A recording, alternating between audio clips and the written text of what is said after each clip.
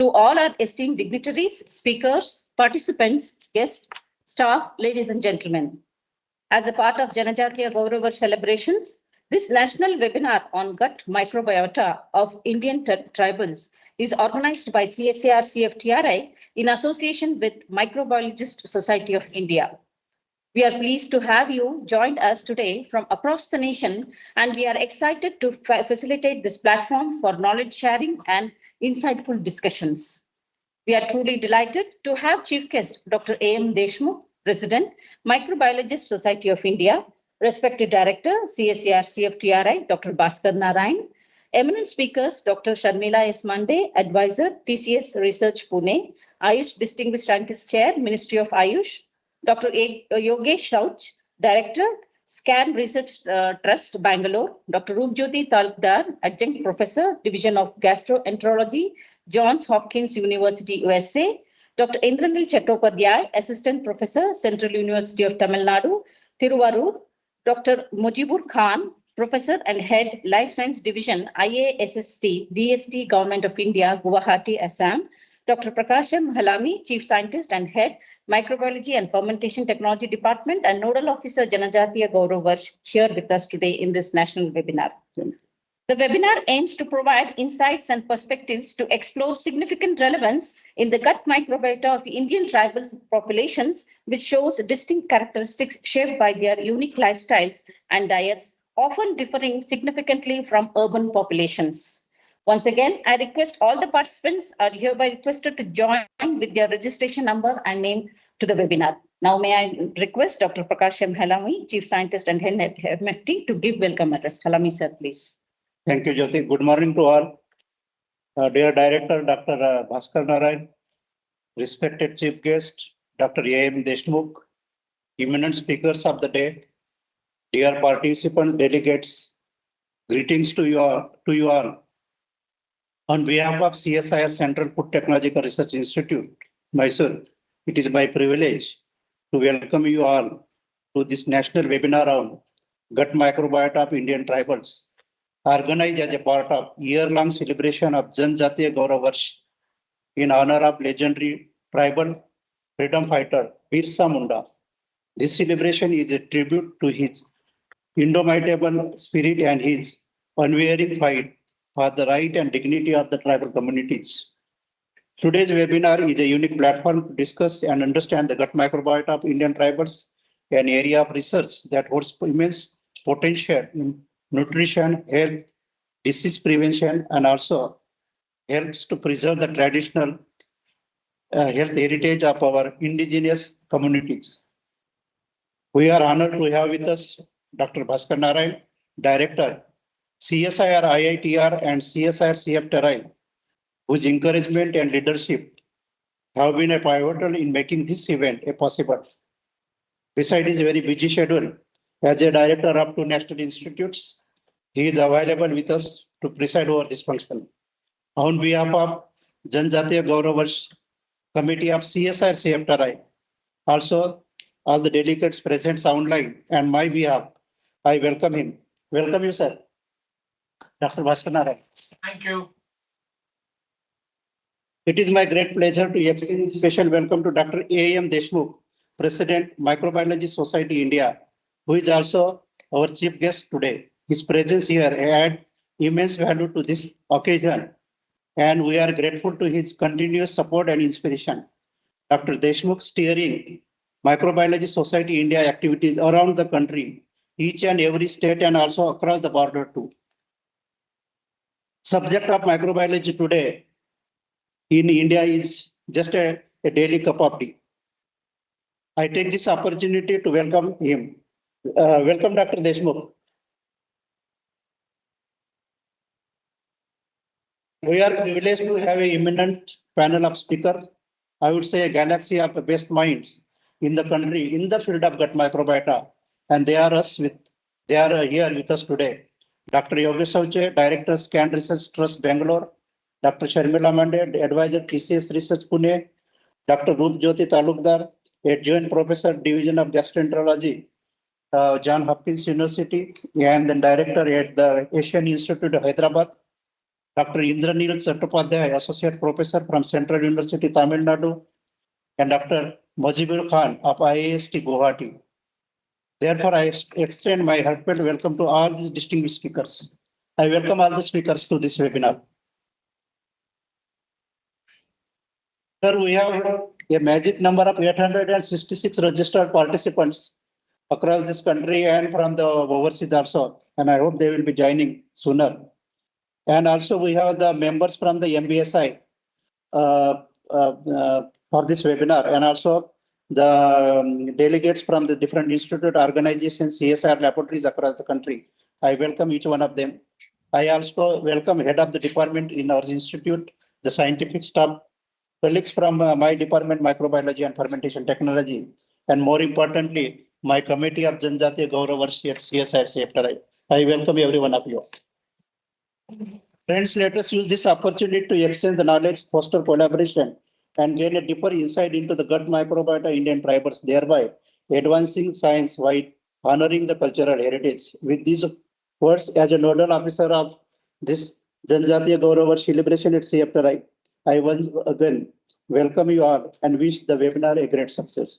Thank you very much. Thank you, sir. Moving on, may I request the chief guest, Dr. A.M. Deshmukh, President, Microbiology Society of India, to give his remarks. Over to Deshmukh, sir, please. Sir, can you please switch on your video, sir? Yes, thank you. Thank you. Can you hear me? Yes. Yes, sir. Okay. So, at the outset, I express my thanks to Honorable Director of this institute, CFTRI, for creating good academic environment and for supporting such a novel activities in India. I am also thankful to Dr. Prakash Halami, who was continuously in touch with me. And when he was in US, even then he was trying to collect maximum young generation registration for this seminar. And the topic of this webinar is really needful to the country. Our Honorable Prime Minister is always talking about the IKS, Indian Knowledge System, because Indian people have different cultural, dietary habits, and they are different from other parts of world. Of course, they are having different microbiota in the gut. And it is already proved. The microbiota of gut decides not only your physical health, it also decides your mental health. So the more light should be focused on this topic. And today I am very happy to see eminent speakers of the India. They have already worked on gut microflora, and they will be covering various topics in the gut microbiota in the Indian tribals. So as a president of Microbiologist Society, it is my duty to wish all the speakers, all the attendees today. I will request the attendee attend this seminar up to the end. The reason is that whatsoever the information you will get from this webinar, it is your duty to transfer this knowledge in your college, in your university, in your institute. This webinar is not the end, it is a beginning. So I hope that from today, from this webinar, everyone will be inspired and more research will be carried out in India and maximum information will be collected in the future. At the end, again, I am thankful to CFTRI Institute for arranging such an excellent webinar. Whenever there will be again any webinar or seminar, Microbiologist Society will fully support such type of activity in the future. Thank you, sir. Thank you for calling me and allowing me to speak. Thank you. Thank you, sir. Thank you for those inspiring and encouraging words. Now, may I now request our respected director, CSIR-CFTRI and CSIR-IIT, Dr. Bhaskar Narayan, sir, to give his presidential remarks. Over to Bhaskar, sir, please. Yeah, good morning to all. Professor Deshmukh, Professor Shamila Mande, and Professor Shoche. I saw him, I think his video is off. And Dr. Mujibur Khan and my colleagues. Dr. Shoche, good morning. And my colleagues at CFTRI, and also specifically the committee that is organizing this webinar, as well as Jan Jatiya Gaurav Varsh celebration in the institute. I can only tell this much.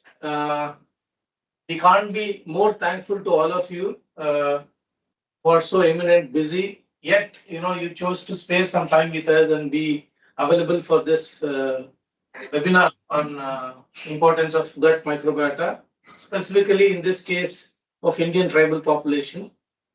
Yet, however, there's a saying that goes, however small a living or non-living being is, you never know when they become important. And certainly the microbes have become all the more important across the life, environment, or anything that happens even after that. Even you talk about health, pollution, anything that is remediation, or anything that's going to concoct anything for the living beings is going to be a problem. And I think microbes have the solution and they have become problem also when you look at AMR.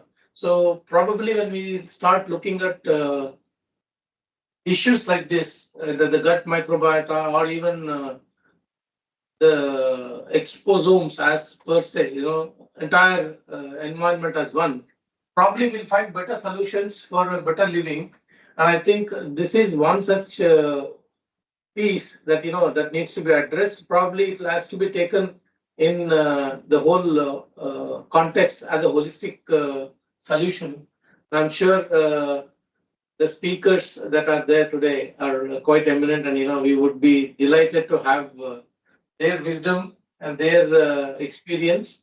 And probably, who knows, somebody who is participating in this webinar could pick up a thing or two and may do even better than what we have all done so far. So that's the whole intent of doing this webinar. And I must congratulate my colleagues who have chosen this topic, and to have someone like Professor Deshmukh, who is President of Microbiology Society of India, and to have Professor Mande, who's also being very busy, but still she has chosen to be with us, and then Professor Shoche and Dr. Mujibur Khan to be available for us for this webinar. Thank you all very much, and I'm sure this deliberation today, like I was really surprised when Prakash said that it's going to be 800 plus registrations, and then people, if out of that, even if 8 or 10 people pick up some finer points and they do something better than what we all have done,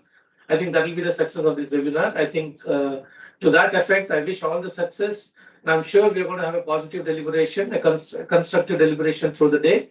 And once again, I'm very thankful to all of you for being there for us and for this webinar. Thank you very much.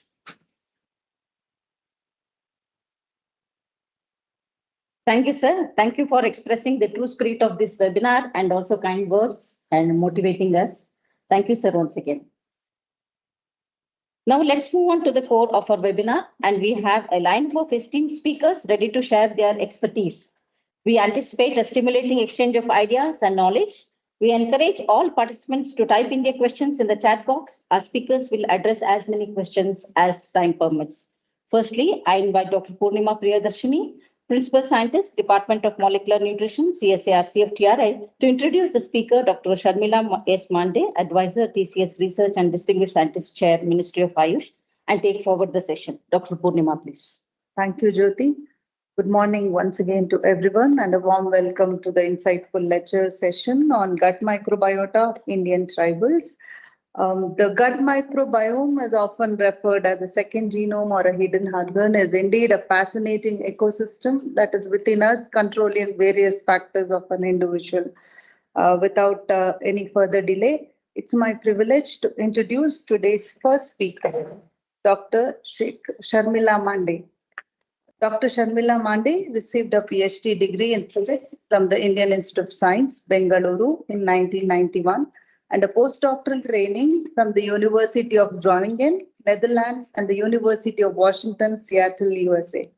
And she started her research career as CSIR pool officer in CSIR IMTech in Institute of Microbial Technology, Chandigarh, and Postgraduate Institute of Medical Education and Research, JIPMA, Chandigarh. She joined TCS in 2001 to start TCS Bioinformatics and Computational Biology R&D activities and has created a world-class group focusing on fundamental and translational research in niche areas. Post her superannuation in 2022, she continues as an advisor to life sciences research at TCS. She is also holding a Ayush Distinguished Scientist Chair position from the Ministry of Ayush. Apart from this, she is a visiting professor at IIT Kanpur, IIT Gandhinagar, and ISER Thiruvananthapuram. She is a pioneer to initiate cutting-edge research in the niche microbiome field in India and has developed algorithms and solutions having huge translational potentials. These innovations include novel methods for health monitoring, disease diagnostics, therapy, and other industrial applications. She has 86 granted patents and more than 100 publications in peer-reviewed journals of international repute. She has spearheaded several public-private partnership projects from TCS involving national and international academic and research institutes as well as hospitals.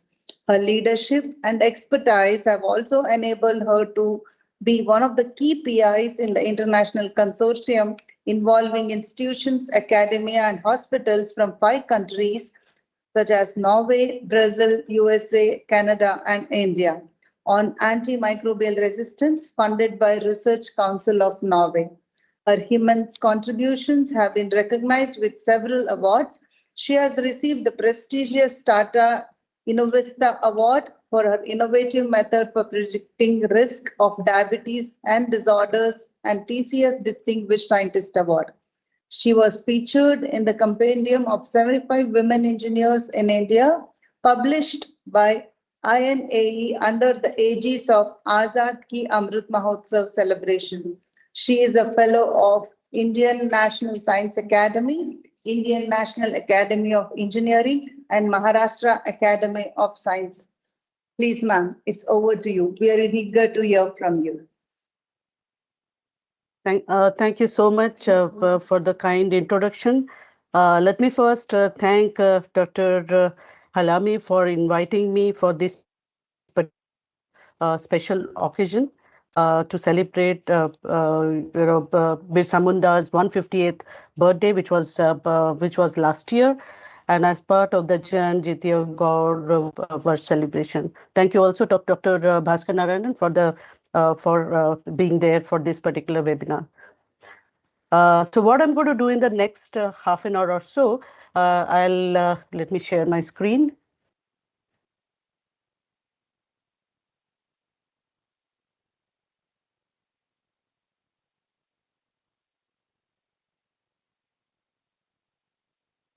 Let me just give me a second. I'm just going to share the.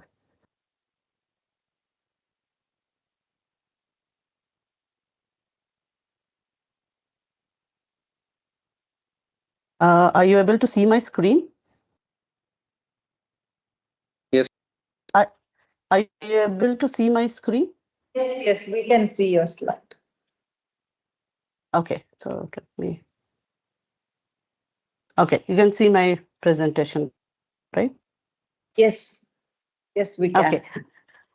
Yes, so good morning, everyone. I'm happy to be here to give the one of the lectures on the during this national webinar on a very important topic, on the gut microbiota of Indian the tribals. And I congratulate Dr. Halami for organizing such an event. So let me first give a brief introduction on the human microbiome. Uh, Before I go into a little bit on the tribal gut microbiome and future what can be worked in this one. And so if you look into the human body, we have about 30 trillion cells. But if you see the other kind of cells which are present in our body, we have many more other types of cells which outnumber our own cells, which is about 1.3 times more than our cells. And these are all the cells which are contributed by the microbes, which are bacteria, archaea, fungi, viruses, protists, and so on. And out of these bacteria are the majority of them which are present in various parts of the body. So on the human genome, which we all know of, we have another genome, which is called our second genome, which are contributed by these enormous number of microbes which are present all over in different parts of the body. And this these are all organisms which are present in mostly the the areas which are exposed to the external, like the oral cavity, gastrointestinal tract, your lungs, skin, and so on. As you can see from this particular figure, about 600 plus microbes which are there in the pharynx and the respiratory organ. On the skin, the maximum number 1,000 of them, which is not surprising. You also have in the gastric, so on the in the stomach, which you think that they may not have in that harsh environment. You may not have many microbes, but you do see 25 different types of microbes which are there. And majority of these microbes which are there, which are outnumbering our own cells, I just said, and majority actually reside in the gut, and mainly 99% of them in the large intestine, and which is about 500 to 1,000 different species which are in different numbers which are there in the gastrointestinal. And it actually plays a very, very important role. People have been trying to study these microbes from different parts of the body, but major focus has been in the gut, and which is the theme of this webinar.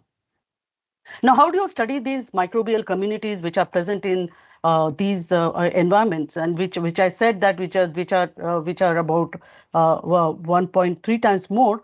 But one thing which I have to highlight here is that if you see our own genome, we have about 25,000 genes, but compared to that, the microbial genes are almost 150 times more than that. So very, very important role in our health and well-being.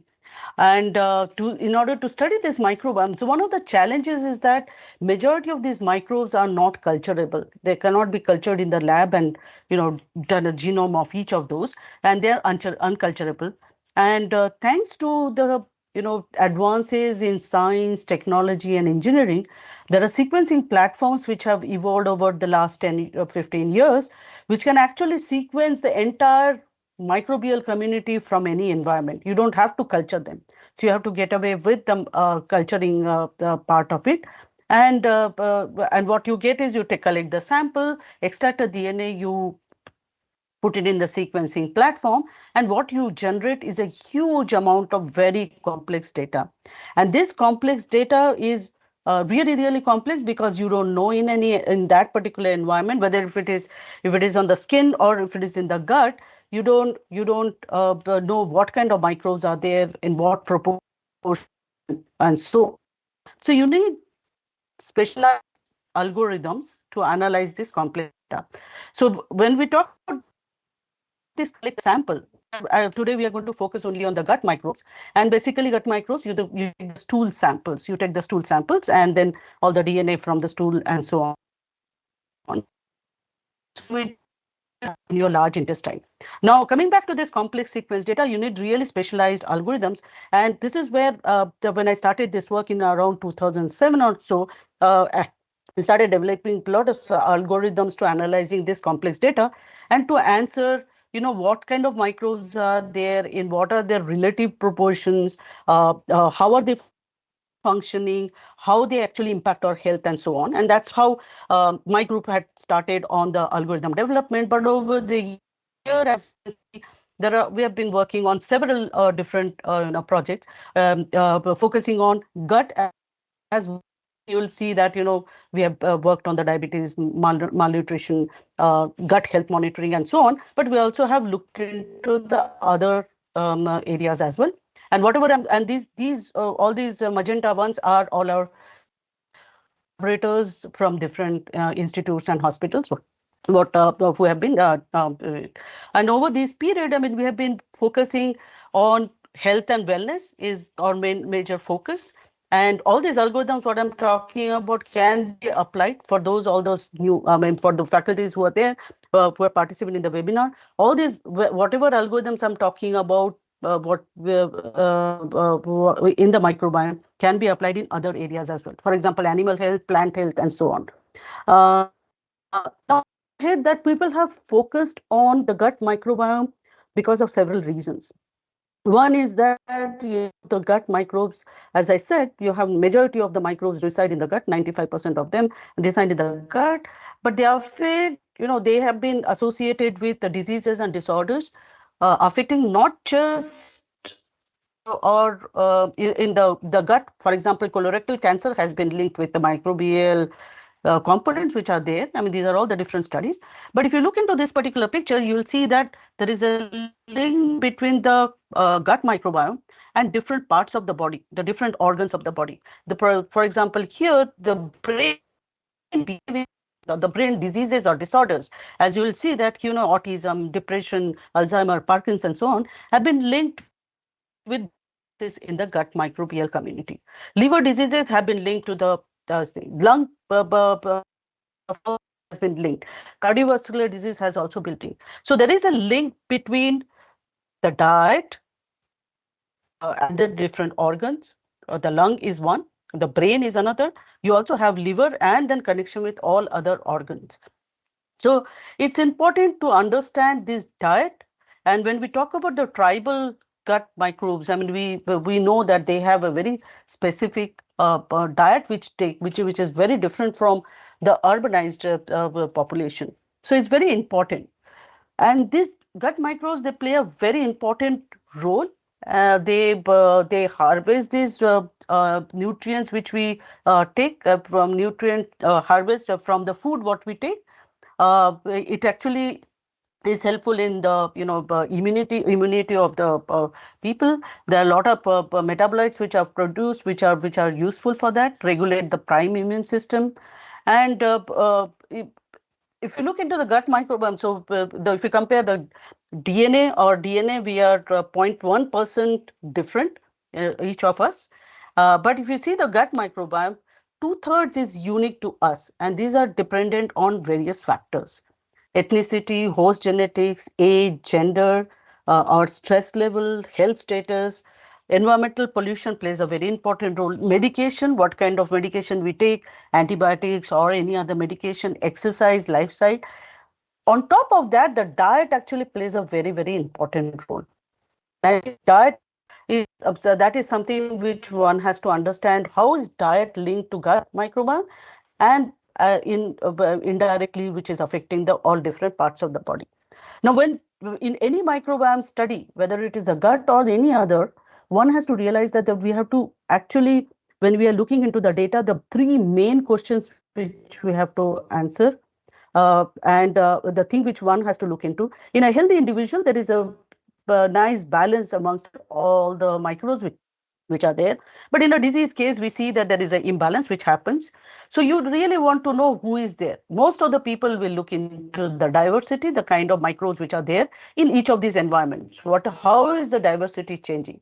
But important to know the functions, what they are performing. It's not enough to say that there are certain microbes because of whom there is an imbalance and which is leading to disease, but what functions are they functioning? The functional aspect is something which is very, very important. And then how they are functioning. It's important. These microbes they are not just there as individuals, but they function as a community. The understanding the community structure is very, very important. And one can also actually look into and find out what are the key drivers. Some of these microbes must be driving it to this particular, dysbiotic case, right? And as I said that, people have been looking into the gut microbes, but majority of the focus all over the world, globally, people have been focusing on the urban population, and very few studies have been on the tribal population, and we have very few in India. But I will try to talk about one such study which we had done. Dr. Mujibur Khan is there. He will go into, I'm sure, go into more details on this. He was one of the collaborators and was part of this particular. I did work along with Mujibur for this particular work. This was the first tribal Indian gut microbiome which we published, actually, Mujibur and we published almost 10 years ago. And I must admit that this is the only tribal work which I have done. But I'll try to link up and say that what can be done towards at the end of my talk. So what we did in this particular study, I'm sure that Dr. Mujibur will go into more details. We looked into the tribes which are from the 4 different areas. And there were about 15 ethnic groups. So we looked into the Sikkim, Assam, Manipur, and Telangana regions. And there were a total of 193 tribal individuals, which we had considered that time. And we looked into what kind of microbes. And we actually did it only trying to answer the first question.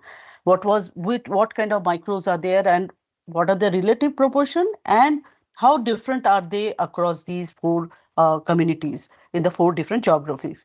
And we also, at that time, there were these Hasda gatherers from Tanzania, rural Malawians, from the Venezuelan tribes, the Mongolian tribes, and urban population of America and Italy. They were available at that particular time.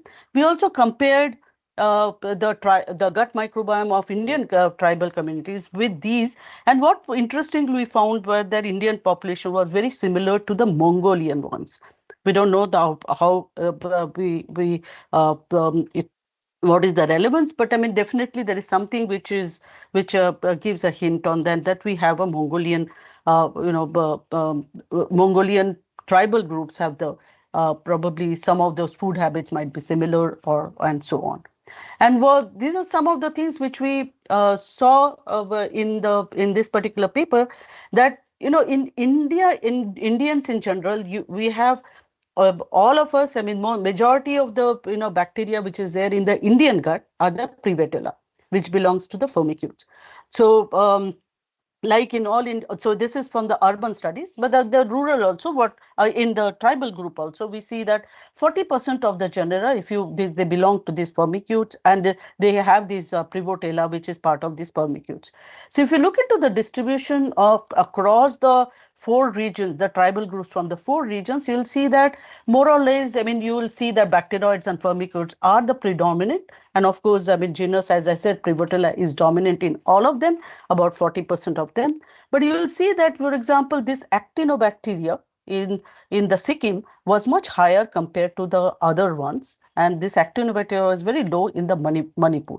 This is only what we saw statistically significant, the differences between across these 4 communities. And you'll also see that, in the Manipur, the firmicutes to bacteroids is one of the factors which people used to look into and say that it was seen in one of the, some of the examples, some of the studies which was shown that firmicutes to bacteroids was higher in the obese compared to the lean and so on. But these things are changing. But what we see is that here in Manipur, bacteroid proportion was much higher compared to all other ones. This was on a general phyla level. We saw differences across these, and which is not surprising because the food habits of these tribal groups in these 4 regions, which there are 15 different tribes contributing to these 4.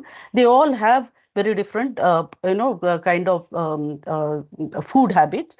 Of course, the food habit of the Assam tribes were very kind of similar, but which was very different from Telangana and so on. So these differences in the phyla level was not surprising, considering the food what they take, which are very, very simple but fruitful.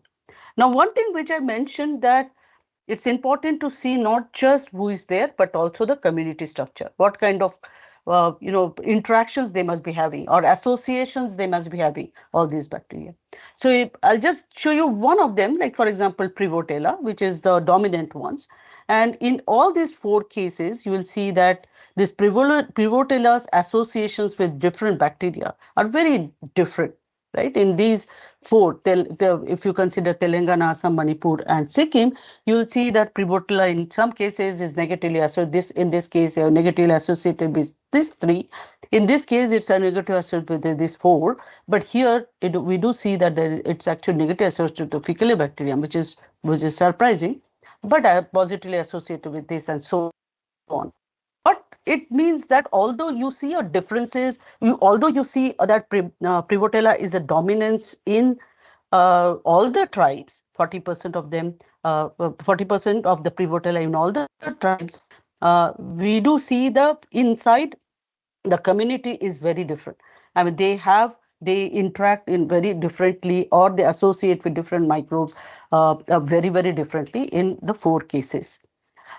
Now, what functions are they doing? I mean, as I said, the function is important. As I said, that one is that it's who is there important, what functions they are doing, community structure important, which I just mentioned.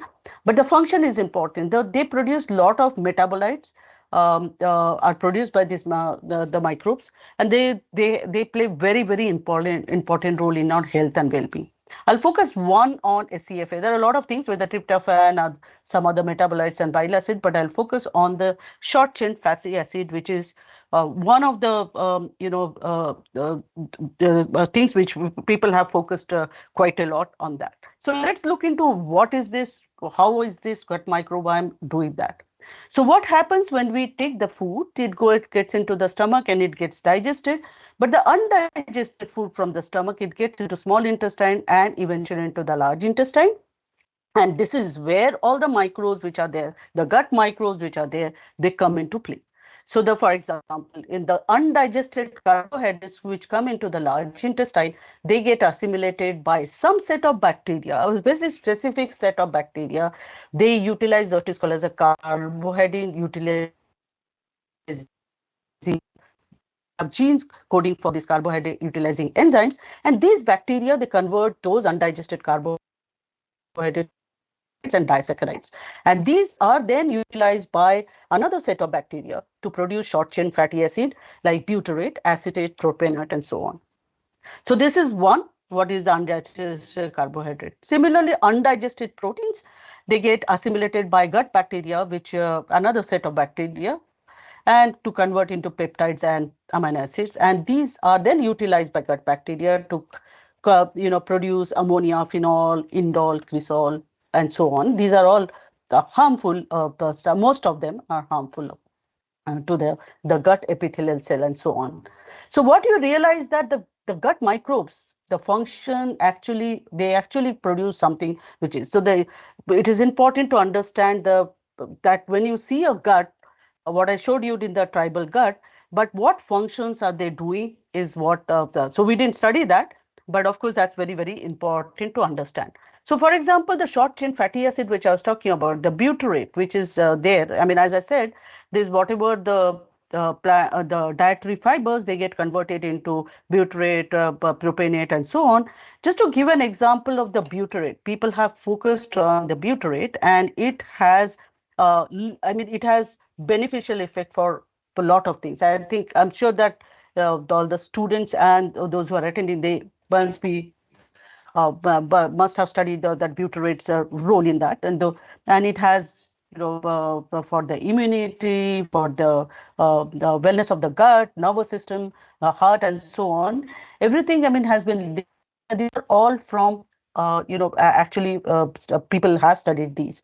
And what we see in this, when you look into and mine all the bacterial genomes which are available, we see that the commensals, they produce butyrate through one pathway, whereas pathogens also produce butyrate. Although we say that butyrate is good for the health, and good for whatever I was showing all these functions.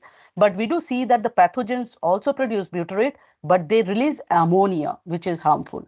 So it's important to understand who are the butyrate producers, who are actually producing the butyrate in the gut, which is it going to be good or bad, right? So these bacteria which are commensals, Faecalibacterium, Rosebaria, Butyrate, Copricoccus, and so on. These are all the ones which actually produce, good the butyrate without any, ammonia release. So when you look into these Indian tribes, what we had looked into, the community, what we are seeing, what we saw is that in the Indian gut, we had the Butyrate, Faecalibacterium, Rosebaria, and there are a lot of these positive, correlations between the Rosebaria, Bloschia, and the Faecalibacterium. Whereas in case of when we compare the world, we see that you do have a Faecalibacterium, and there is a group which actually nicely, co-occurring with the Faecalibacterium in a positive way. But here in our Indian case, we do see the two producers, and there are some negative correlations we do see it. This is when we look into all the tribal groups together. As I said, even the undigested protein, when it goes through this process, which I showed you, this is called as the putrefaction process, and the putrefaction product, what you get, we saw that the pathogens, they have the maximum of these putrefaction products in this, and we could link this with colorectal cancer case, where we could associate putrefaction pathways which are linked to this. And based on this, what we had done was, because it's important to understand gut health. As I said that, you have the link of gut microbes with so many disease and disorders which affect the different parts of the body. So we actually try to see whether we can monitor gut health. So we actually came up with a methodology. Again, these are all the in briefly, we saw that this whatever I've shown in the box is all these are all the butyrate producers, but these are all butyrate producers, but two of them harmful, but one is they produce ammonia, and rest are safe. And this the pyruvate pyruvate to butyrate is the one which actually does not produce any ammonia. Whereas this particular part, this is from the pure undigested protein, the putrefaction pathway. We see that these are the two very, very specific ones which are present pathogens. They release ammonia.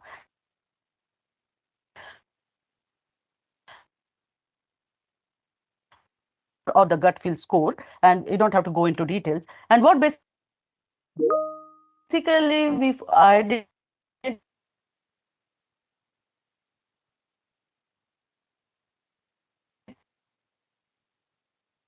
time points before and after, or say if you are going to look into the tribal groups and say that one time point versus other, or you look into one tribal groups and the other tribal group from different parts, we can actually take the fecal samples and then from that you sequence, and we can calculate this gut health monitoring score, and which will indicate which tribal group has better or not. The question then so this is based on the function. So even though the microbial composition might be very different, the functions might be very similar. For example, the microbes which are there in India, we have pivotal and dominant, but in the Western countries, they have different microbes, but they might function the same way. So that this gut health score can be applied irrespective of the geography and the lifestyle ethnicities. So we validated this, and we actually checked out in all these data sets which were publicly available. For each of these on the left side, IBD, obesity, and so on, these are all the ones which affect the gut. In all of these, we saw that the gut health of the healthy cohort was better, much, much better than each of the disease cohort. Similarly, on the right side, you'll be surprised to see that the first three, which actually NFLD, asthma, and cystic fibrosis, these are all the lung diseases. And these also, when we look into the gut microbiome, we do see that the gut health score of these patients were very, very bad compared to their healthy cohorts which were there in those studies. Even Parkinson's and autism, here also we see that the gut health score in the healthy individuals were much better. So which indicated that indeed we can actually monitor So if you are going to look into the tribal population, we can actually monitor if they change some food or something. So we can also monitor these in a regular basis. Now, I come to the next part, which is that, in the healthy individuals, there's a very nice balance amongst all these microbes. But in the disease, as I said, there is an imbalance. So can you bring it back? So these people have been doing what is called as a fecal transplant. And this was shown first time in 2013 by one of the very papers which was published in Science. What the authors, they showed that if they take a twin, and from the obese twin they put it and they took the germ-free mice, and if from the obese twin, if they transplant the microbiota, that is the gut flora, from the obese to the mice, which is germ-free mice, and the lean was given to another one. From that lean twin, it was given to another germ-free mouse. And what they found, that they gave the same low-fat and high-fiber diet, and one became really fat and one remained lean, which indicated that indeed the gut microbiome actually is linked to can change the way we are. And this has been used in different diseases and disorder. In fact, I've seen one in AIIMS Delhi, how they do this fecal transplant from Crohn's disease. And just 2 years ago, the fecal FDA has approved a fecal microbiota product to prevent recurrence of Clostridium infection. But the point is that if you look into the normal microbiome, so you have a normal microbiome with nice, community of structures, because community is very important, and because they function together, right? And in case of a disease case, what happens? This community structure actually gets disrupted. And if you just consider, this is schematically, I'm showing that it gets disrupted. The question is, how do you restore it back? First, in the fecal transplant, what they do is you replace all these things and replace by somebody else's normal microbiome, right? But ideally, the way it has to be done is it has to be done it in such a way that you bring it back, all these good bacteria, and make the community perfect. And how do you do that? One can give the microbial supplementation, say prebiotics or probiotics. Of course, the diet is a very, very important part. And you can bring these together. I mean, like, for example, you can, one of these methods, microbial supplementation or prebiotics or diet, you can actually bring these together. But to maintain these, you'll have to constantly ensure that you have the right kind of diet so that it remains in the normal microbiome. So what I'm trying to emphasize here is that in order to restore or reconstruct back a dysbiosis gut, the diet plays a very, very important role. Now, when I say that, you put this back, what is important is that in all these cases, there are symbiotic, some kind of relationship which is happening. So you have to see whether the microbes which are giving or whatever diet you're giving, it's going to be, it is positively affecting that or not. So if you give the microbial supplement, how are these interacting and so on? So now can we simulate the symbiotic interactions, because these microbes which are there in the gut, they have some kind of interactions amongst themselves. So the question what we asked was that can we simulate these interactions of bacteria in different diets, because in different diets we know that they are going to be very, very different. So we considered so many diet conditions, 13 different diet conditions, which we took those, and we actually took about 103 known gut bacteria and then simulated under all these are all the computation simulation.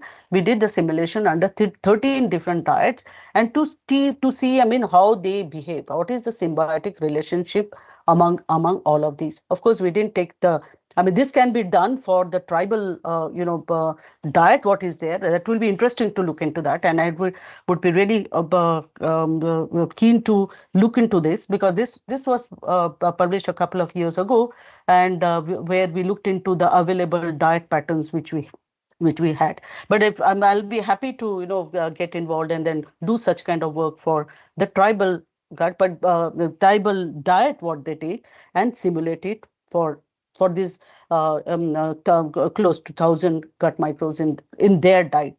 And what we see, interestingly, this is just to show that how the diet changes the gut microbial community.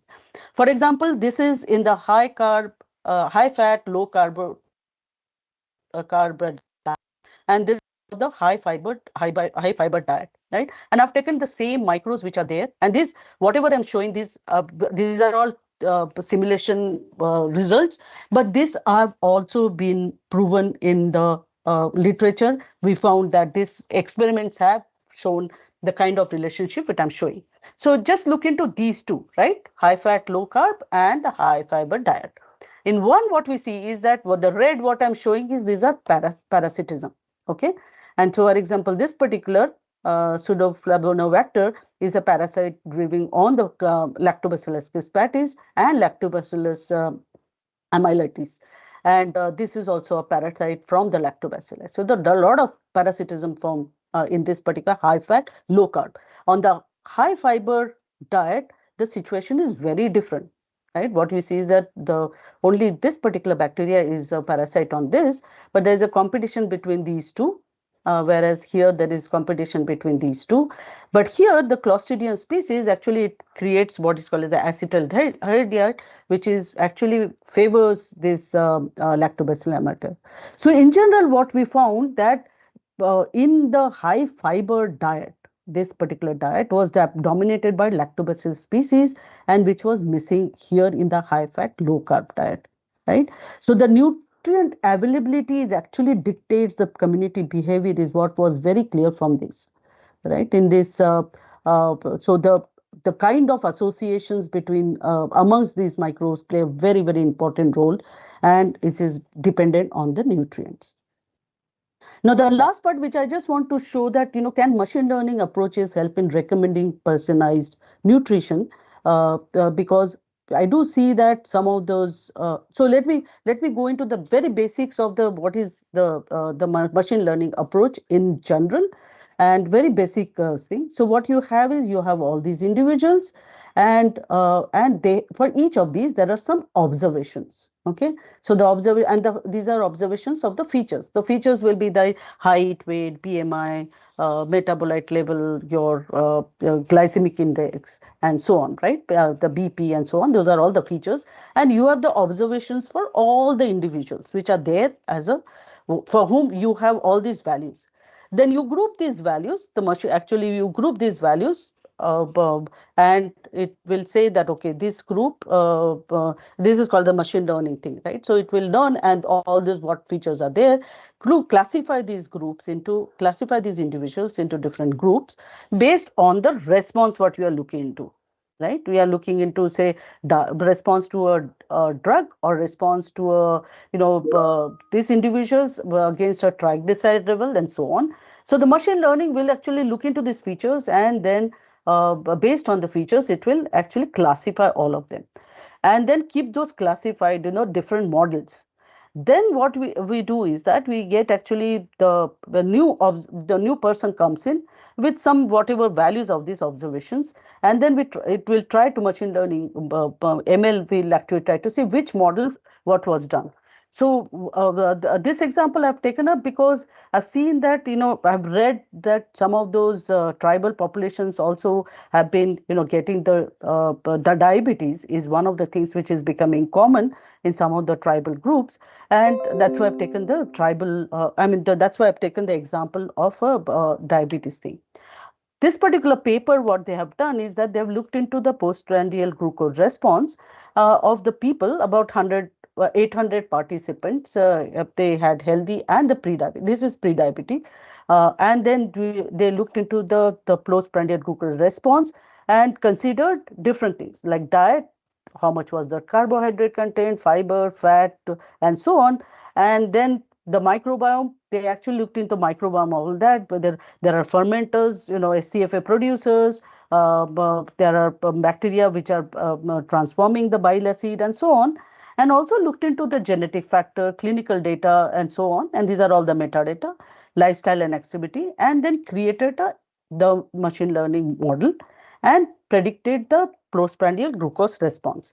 And what they found was that microbiome composition, which is in the gut, gut microbiome composition was a strong predictor. What they saw that the SCFA producers, the short chain fatty acid producers, were high. If those are high, then the insulin, the postprandial glucose response was low.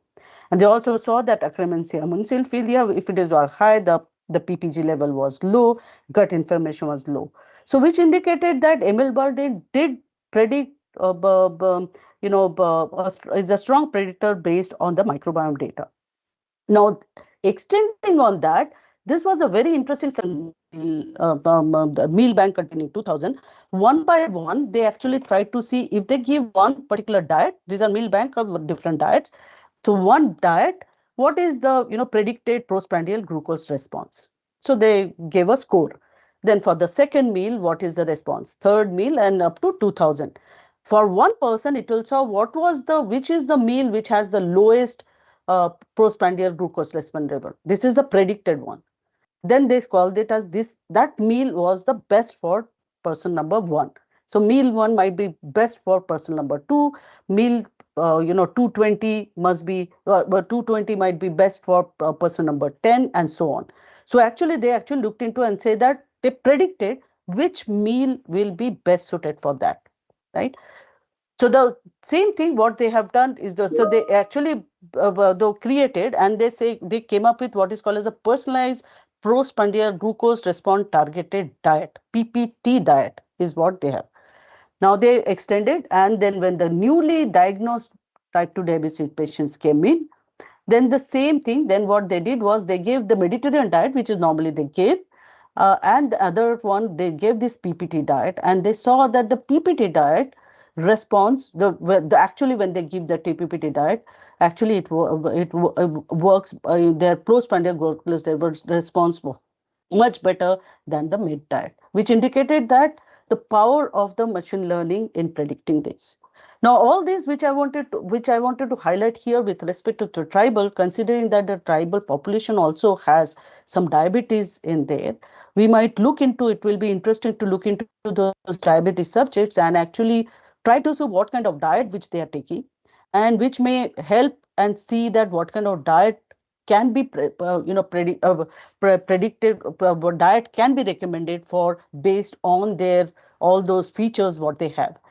Additionally, these information what these tribal people have, I mean the tribal people, they have a very simple and but specific diet which they have.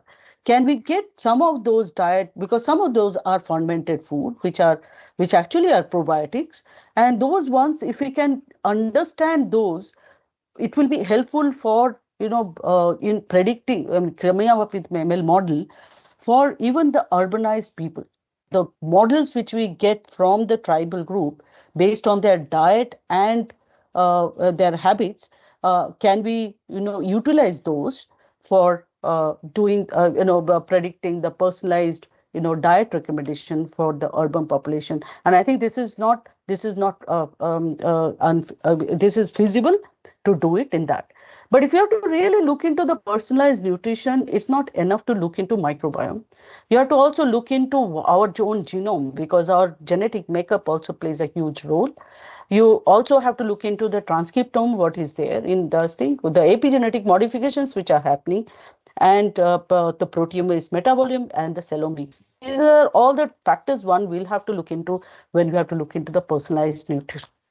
So at the end, what I want to conclude this is that if you have to really look into and which help utilize the tribal gut microbiome data which is there and generate more tribal data to understand their diet with respect to their the kind of different parameters, the biochemical parameters, if you look into those, the clinical parameters, if you look into not just the microbiome, but also look into the fecal microbiome and metabolome and serum metabolome and the genetic variation and epigenetic modeling, we can integrate all these things, the tribal ones, and compare those with the urban population and see what are the things which can be modified. And using the the AI/ML tools, we can cluster those individuals in the tribal as well as in the urban separately, and then stratify the group and can recommend the diet or even therapy based on that. So we can also make models of those, and then diet recommendation for the stratified groups can be made for this. I think with this, I am going to stop and answer any questions which are there. Thank you so much. I'll be happy to answer any questions. Yeah, ma'am. Thank you, ma'am, for providing the most interesting and relevant start to the webinar. We are indeed more microbial than human, as you mentioned. Your work on gut diversity of Indian tribe and comparison with the worldwide data is compelling and really has a huge prospect. The algorithms that you have developed, the gut feel, and the use of integration of ML in assessing and evaluating the intricate link between diet, microbiome, and metabolic diseases are indeed exemplary. Thank you for sharing your work with us. We do have 2 questions on the chat box, which I will be reading it. The first one is from Dr. Somapal. They want to know how can we target the more suitable exogenous probiotics beneficial for a particular community. Okay, so how can we target the most suitable exogenous probiotic beneficial for a particular community?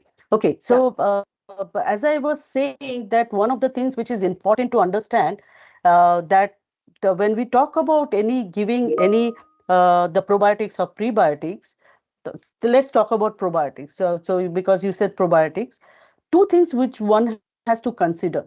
Okay, whether we really need the probiotics or not. The first is you'll have to see what is the missing. So one of the things which I showed you in my, let me go back to my, it's shared, right? My Yes, slide is shared, right? Yes, it is shared. Yeah. So, okay. Now let me go back to this. Okay. So one of the things when we talk about that, when you give the probiotics, right? Microbial supplement is the probiotic. So suppose we have a population where something is missing, right? Now, how do you, suppose one particular bacteria is missing. So one is that, or a couple of them which are there. One is that when you give the probiotic, it has to get accepted by the community. Right, the probiotic has to be accepted. Probiotic might be, say for example, let's take Faecalibacterium or Lactobacillus, right? These might be there in the individual, and suppose they are not there. First thing is it has to get accepted by the community, and then it has to stay in that particular environment.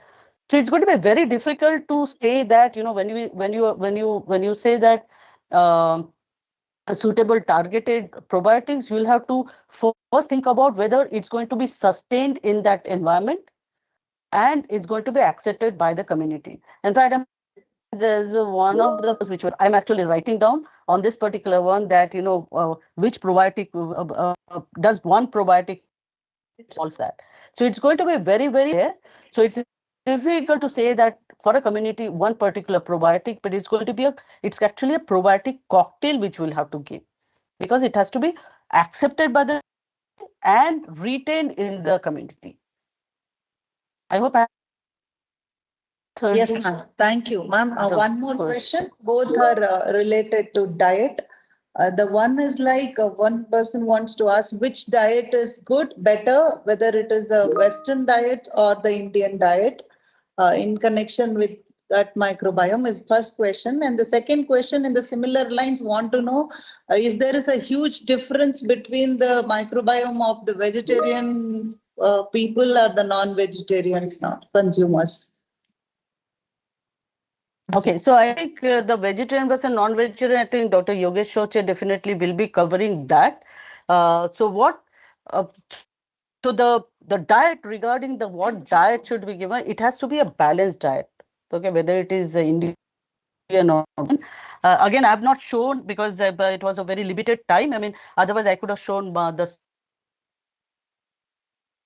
study, the simulation part, which showed that if you actually change the diet that the Indians, we have a particular community, the microbial community, right? Gut microbiome.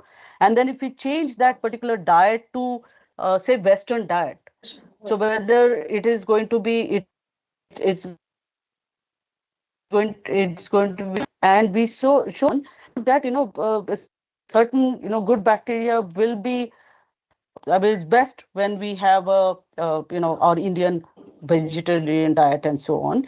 But to cutting short the long answer, that diet, when we consider the long diet, what kind of diet it has to have, it will have to be personalized. It has to be, and that's what I was saying, that personalized diet recommendation, what I was talking about, was depending on what kind of gut microbes you have. You'll have to, we should be able to, come up with a strategy and say, these are the diet which will best suit your gut microbiome and which will be good for your gut health. So it's going to be personalized. We could say that, but in general, if you ask me what kind of diet one should follow, it has to be a, balanced diet with healthy, lot of fibers, and to see a promise for, promise on using the, the ML approach, the AI/ML approach for predicting, what kind of diet one should take. I mean, the personalized diet recommendation. That's what I was trying to say at the end of my talk. So the personalized diet can be recommended, or a stratified diet for a particular group. Thank you, ma'am. There are many more questions actually on the chat box. With that, I say one more. Yeah, due to the paucity of time, we will be taking one last question. That is, ma'am, one is on that since the tribal population use a lot of millets, will it varies a lot in terms of their gut microbiome? That's one question. Millet. Yeah, in continuation, I also have a one question which talks about, like, you mentioned that the in your scientific report paper, the tribal population of India, that what you call it as a proto-asteroid part of it, was mostly similar to the Mongolian. So is there any cue that can be connected? Why it is so connected with the Mongolian population? Is it a diet, or it is genetic, or was there something that was observed? I think I don't know. Probably Mujibur might. Dr. Mujibur, are you there? He might cover it during his talk. So I think because of the paucity of the time, I think. I'm sure that he will be covering it. Talking about the millet definitely will have an effect on the gut microbiome, and that's what the kind of millet what you use and what is the composition which is there and what gut bacteria will use the millet. It will be interesting to see that, with which kind of millets you are using, because there are different kinds of, and then what kind of millets are being utilized with which kind of bacteria, what functional, so what it will be produced and so on. It will be interesting to see. Okay. Thank you so much, ma'am. Detail others will be answered. Thank you. Thank you, ma'am. Thank you for that insightful presentation and sharing your expertise. Thanks a lot. So the speaker, Dr. Yogesh Shoshe, has to take a leave from the webinar as he was busy with his busy schedule of meetings. So let us thank him for joining the webinar, and we will move on to the next speaker. Now I invite Dr. MBRK Sharma, Principal Scientist, Department of Microbiology and Fermentation Technology, CSIR-CFTRI, to introduce the speaker, Dr. Roop Jyoti Talukdar, Adjunct Professor, Division of Gastroenterology, Johns Hopkins University, USA, and take forward the session. Dr. Sharma, sir, please. Thanks. It is my great pleasure to introduce our next speaker, Dr. Roop Jyoti Talukdar. Dr. Talukdar is a Director of Pancreatology at Asian Institute of Gastroenterology in Hyderabad. He holds numerous prestigious fellowships, including those from the Royal College of Physicians, and is a Fellow of American Gastroenterological Association. He is also an Adjunct Professor at Johns Hopkins Institute in Maryland, USA. He completed his medical training in internal medicine at Guwahati Medical College and his senior residency in gastroenterology, PSRI in New Delhi. He further honed his skills through a postdoctoral research associateship at University of Minnesota and a GI Pancreatology Fellowship at the Mayo Clinic in the USA. Dr. Talukdar's research interests are extensive and highly relevant to the field. They include molecular mechanisms of acute pancreatitis, pain mechanisms in chronic pancreatitis, and the role of gut microbiome and genetics in pancreatic diseases. He's an accomplished academic editor for several journals, including PLOS ONE and Frontiers in Medicine. He also serves on editorial board of pancreatology and is prolific peer reviewer for large number of international and national gastroenterology journals. I would like to welcome Dr. Roopjyoti Talukdar. Sir, the screen is yours. Thank you very much and a very good morning. So at the outset, let me thank Dr. Prakash Alami and the CSIR-CFTRI for having me here. So let me share the screen. So also, how do I share my slides? So do I have? Okay. So do I have to click on the share button? You can share your slides, sir. No. I'm trying to do that, but when I'm clicking on the share button, I can see presenter mode. Can someone help out? So you I can already just presented. okay. I can just share my slides, right? Is it visible? The slides are visible Not yet. now. Not yet, sir. Jyoti ma'am, can you guide him how to share? Okay. So what you do there is on the top share button, share, and you can share Yeah, your window. Can click the share Okay, button. Share button, share the windows, sir. The windows will appear. Click on that windows and then So we PPT need will- it says we need permission to share your screen. So I have to go to security private screen recording. Let me try this. Security So first have privacy. you opened your PPT, sir? Yeah, PPT is open. So it will be in one of the windows. Okay. You can click on share It button. has not yet come. Yeah. It's asking for some security and privacy setting. I think the Maybe settings I'll you have just. to enable.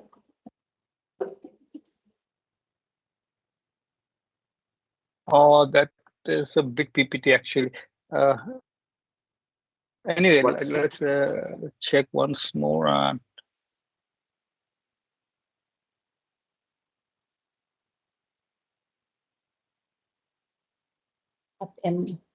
Okay, maybe I think it will work now. Sir can share his PPT to WhatsApp. You said that. Difficult. It's huge. Could you please join in app, sir, MSD map. Then joining in the browser. If you join through browser, it allows the security privileges to be activated. Okay. So I'll just leave and join again. Yeah, yes, sir, right, sir, right. Okay, yeah. So Sure, please.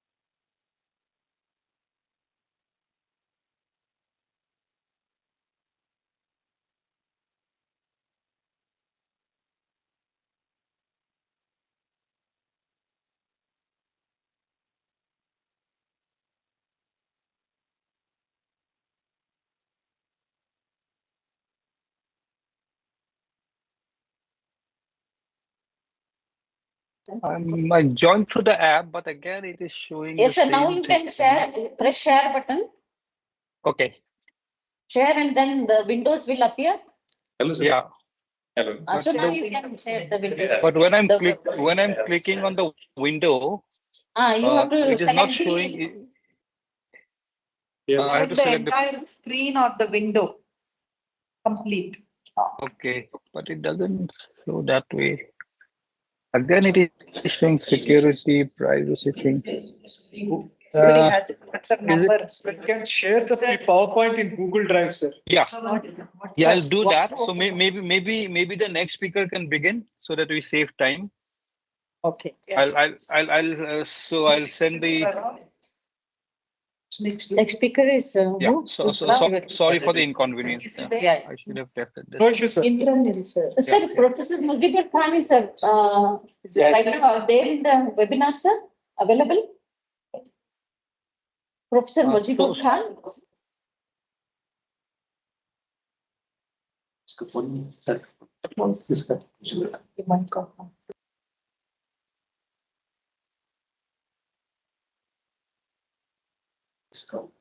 Mujibur Khan.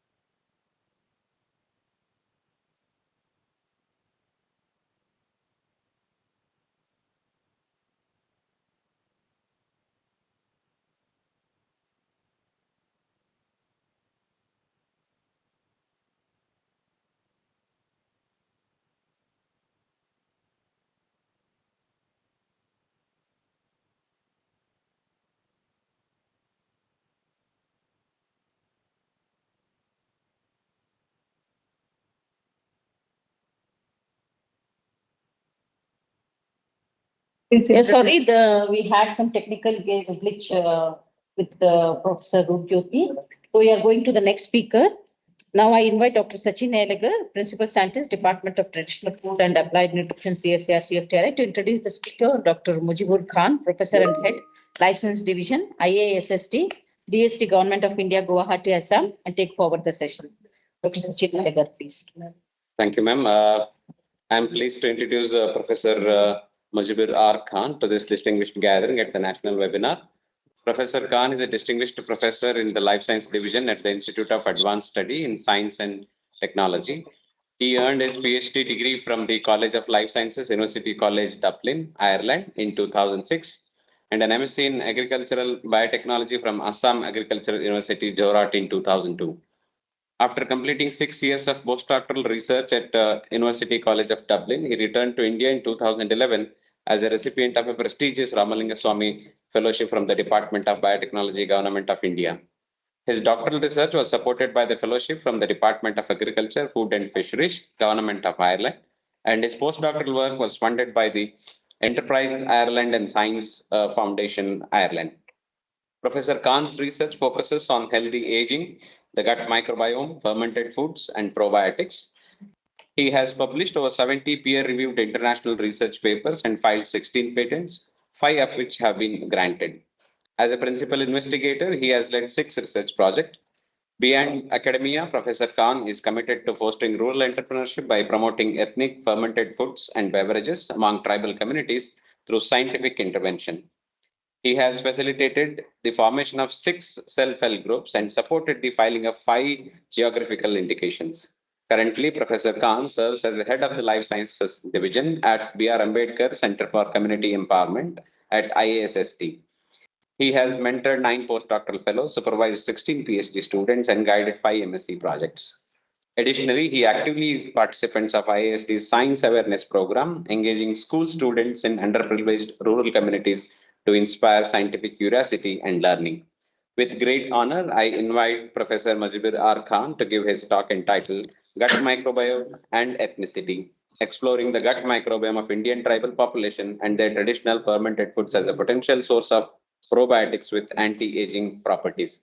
Over to you, sir. Very good morning. So, am I audible? Yes, sir. Yes, sir, you're audible, sir. You can share your slides, sir. Okay. Is it visible? Yes, sir. No. The slides Can are put visible? it. Yes, sir, it is visible. You can put it in. Yes. Is it? Okay, you can see my slides? First. Yes, sir. Okay, very good. So, thank you so much, Professor Halami, sir, for inviting me and the whole team of CFTRI. And I congratulate you for organizing this webinar, particularly on this very important topic. And Sharmila ma'am already introduced the topic, and she has elaborated in depth about the progress that has been made in this particular field. And also, ma'am has also mentioned about our the study that we conducted together. But this slide maybe I'll be excluding because the introduction has already been made. But one thing that came out of the previous talk is that diet plays a major role in the shaping the gut microbiome. And we know that the tribals, they have very unique dietary habits. So in 2011, I developed one project where we had collaboration with Dr. Jan Jatiya Gaurav Varsh also from there, and who collaborated and who helped in getting samples from 4 ethnic groups from Telangana. Earlier it was in Andhra Pradesh, now from Sikkim, Manipur, and Assam. And that was the first study of gut microbiome in Indian population. And our idea was that at that moment, the knowledge was that the microbiome has dominant role in our well-being. And like people in the West, they were relying mainly on the model organisms to study the microbiome. So I thought maybe, and also they have been linked with several health conditions. So to see what changes occur during your disease condition, first we need to understand where we come from. Like if you go to what is the ancient microbiome. So ancient microbiome, to understand those things, we must go to the rural villages, people who are away from the modern lifestyle. And then the idea came to my mind that, okay, if we take the study to understand the base level microbiome of different ethnic groups of India, then we may have some idea. And this was the first question that ma'am also mentioned. Then, and towards the end, we were like handicapped at that moment because with the bioinformatics tools and all those required, we didn't have the expertise. So we took some help from Sharmila ma'am to do the analysis in the latter part. And the take-home message from this this particular study was that out of these 15 different ethnic groups that we selected, 4 or 5 were from Potostaloid, as you mentioned. I think one of the person asked the question. So those are from particularly from Telangana, and also on Santhal group, and the T tribe of Assam. Originally, they migrated from Jharkhand area. So they are from Potostaloid group, and the other remaining, those 9 communities, they are from Mongoloid origin. Their background is Indo-Burma, what you call Mongoloid origin. And when we compare the microbiome of the Indian population with the existing data at that moment, we only found these 1, 2, 3, 4, 5, 6 data sets across the world at that moment in 2012.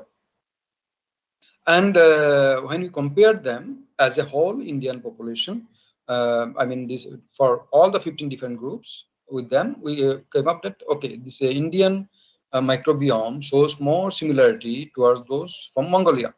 Now, there's a lot of questions why they are so similar. And probably the answer is most of the communities that we selected from Indian, they are of Mongolian origin. So dietary habits are mostly almost similar. And Potostaloid groups, their diets are different, but they're living in the same geographical area. And because the numbers were out of 15, only 6 communities, 5 were from Potostaloid group, and we didn't have much data to compare. So when you have less data, so the similarity was more towards this. So we don't have proper answer to that. And maybe I believe that diet may be the role, because our diet is also in carbohydrate rich. Maybe Mongoloid people also have similar dietary habits. That may be one reason. So the main finding that I will say from this study was that we observed in the particular Sikkim group, the people of Nepali origin, they have diet in their diet. The main component is like fermented milk products, dairy products, and you can see bacteria such as bifidobacterium and lactobacillus. Those were very dominant in the particular communities. So this these are the fermented food origin microbes, lactic acid bacteria, and those are also reflected in their microbiome. So we thought maybe the fermented food may have some dominant role, like in the determining this tribal or any, not only tribal, any population. If they are consuming more fermented food, you may expect more lactic acid type of bacteria in their microbiome. Also, we tried to deduce the core microbiome of the Indian population and also of the world at that moment. Now, this data will be different when you have some more information from across the world from different groups. So this was our preliminary study, and because it was the first study in India, and it created lots of curiosity. And this study was also highlighted, also took place in, got some space in the general knowledge handbook, and a lot of studies of that initiated to deeper understanding, because what we did was very pilot scale study, and to prove all these hypotheses and everything, you need more sample number, and you have to cover throughout India. So that was not feasible for me as a small group and from a small institute.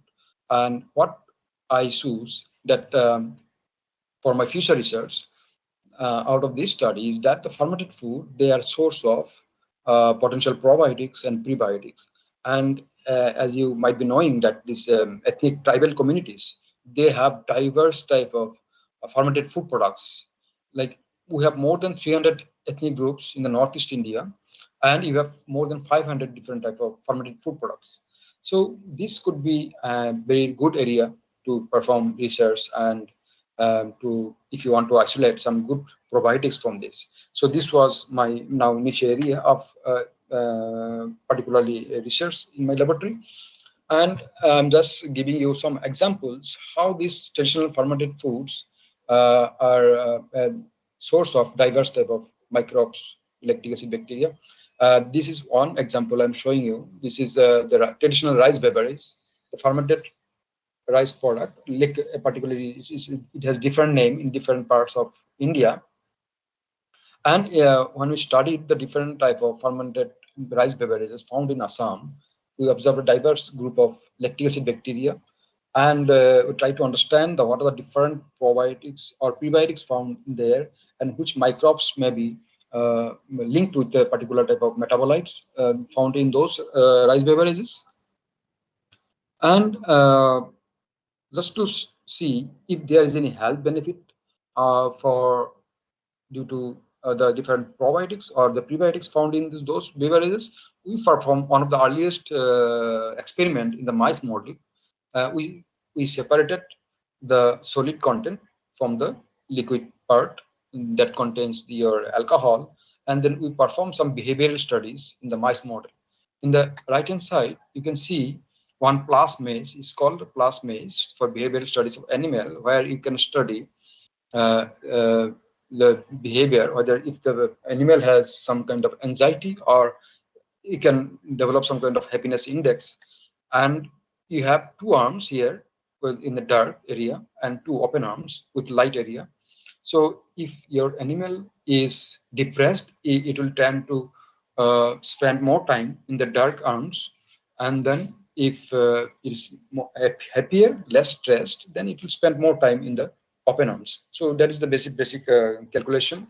And when we separated the solid content containing the probiotics and prebiotics, you can see in this one, the animal is spending more time in the darker arms, and they were fed with the supernatant, the part that contains alcohol and the other soluble components. Now, if the animals are fed with the solid parts where you expect the microbes and the, some insoluble fibers or prebiotics, the animals are happier. They are spending more time in the open areas. So this indicates that they have some role in the gut-brain axis. And in similar way, you can also show that this fermented food derived probiotics or prebiotics can also enhance your spatial memory. So this was one of the earlier studies that created lots of enthusiasm to go further into this fermented foods. So I'm giving one example here. In Upper Assam, in some districts, if you heard of Majuli and Lakhimpur, there's a tribal community called Mishing, so one of the largest tribal community, and they produce one type of rice beverage called apong. Now, there are two variants of the same rice beverage, apong. One is prepared in different way, one is called poro apong and nogging apong. Production process is a little bit different. It is a very traditional drink, and one drink is consumed by one group of the same community residing in the same area. They prefer one type of drink only. So this was the ideal situation for me to study the probable effect of this type of drink in the consumers. Here you can see in the microbiome diversity index, if you look at, then these two groups have distinct microbiome signature that also indicates that if you are residing the same area and consuming most of the food the same, but if one or two very determining foods are different, your microbiome may have those signatures. And interestingly, and a subpopulation from that locality, they migrated towards Guwahati, which is an urban area, and they have a population of, I think, 10-20 villages very near to Guwahati. You can call it semi-urban area. Now they have a little bit modern lifestyle. They migrated around 20 to 25 years ago from that locality. Now we compared the microbiome of the original inhabitants of those area and the migrated ones, and so this is the area. People you may not know if you have not visited Guwahati, but you can see in the right hand side their microbiome signatures are very different from rural to urban locality, though they are from the same ethnic group. Most of the food habits are same, but their lifestyle has changed. Now, if you compare the microbiome of these two communities, you find microbiome in terms of, in a kind of traditional way, when we culture the microbes, we call different strains of the bacteria. Similarly, when you perform the NGS analysis, you get reads, and you can divide them in the strain level. We call it ASVs, amplicon sequence variants. And if you compare these amplicon sequence variants across these in these two communities, you find that there are 34 ASVs, or the strains of the bacteria.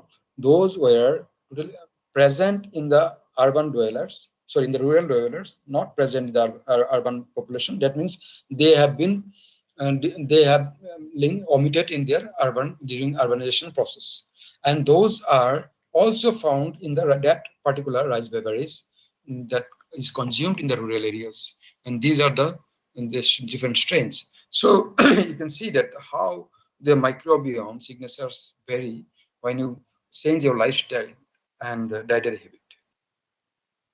So my journey continues with this fermented food and tribal communities, and thus bringing you on a historical perspective of my study. You might be knowing that this Nobel laureate, Ilya Makhnikov, Russian scientist, he first coined the term gerontology, and the study of the aging process or longevity type of research. And he wrote a book, The Prolongation of Life, based on some observation in a tribal community in Bulgaria. That was in 1903. So what happened? The farmers there, they live far away from their homes, and the farmland is far away. So whole day they spend there. When they come back with the milk in the special bag, they try to curdle, and then they consume those curdled semi-solid kind of milk. And he thought that he observed that these people live longer lives, and he first hypothesized that there might be something in that particular curdled milk that helping these people to have longer lives. And since then he isolated particular bacteria called Lactobacillus vulgaricus. It's one of the very popular now this lactic acid bacteria that is being used in fermentation of yogurt commercially.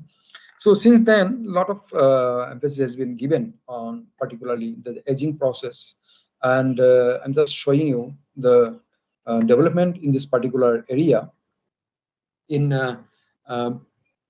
I think 2019 or at some point, the scientists on this particular aging research, they understood the importance of the gut microbiome, and they included one of the hallmarks as gut dysbiosis.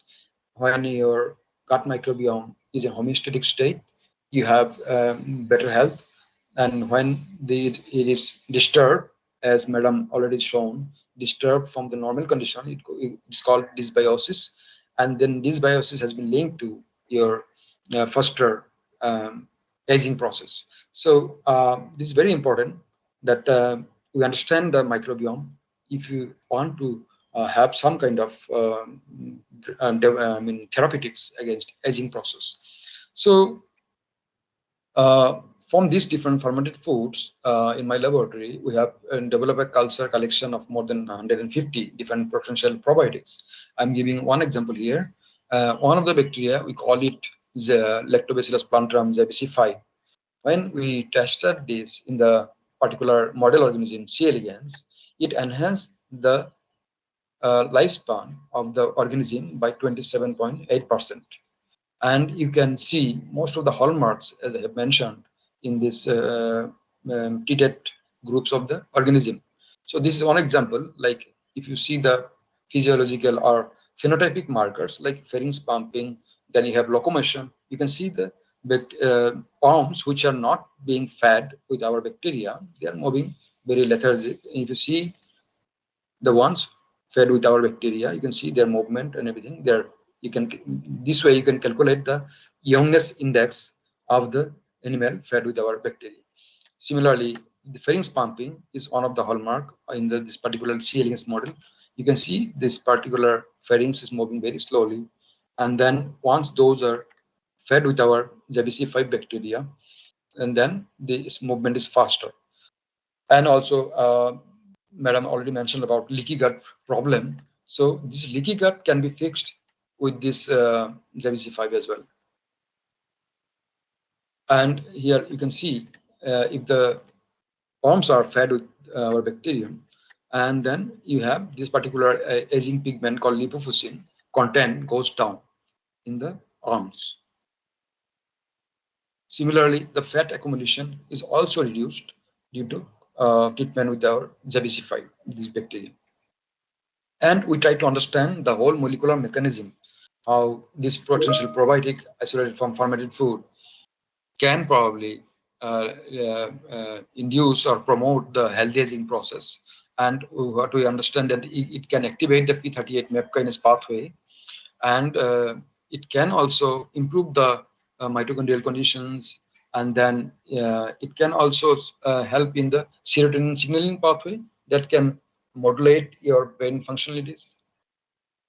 And this bacteria now has been tested by a third organization, by NIPAR Guwahati, against cardiometabolic disorder, and what they have shown is very exciting result.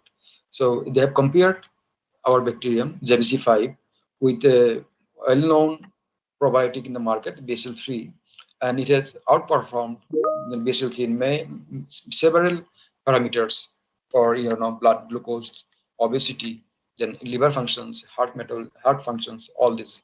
So these are the few examples.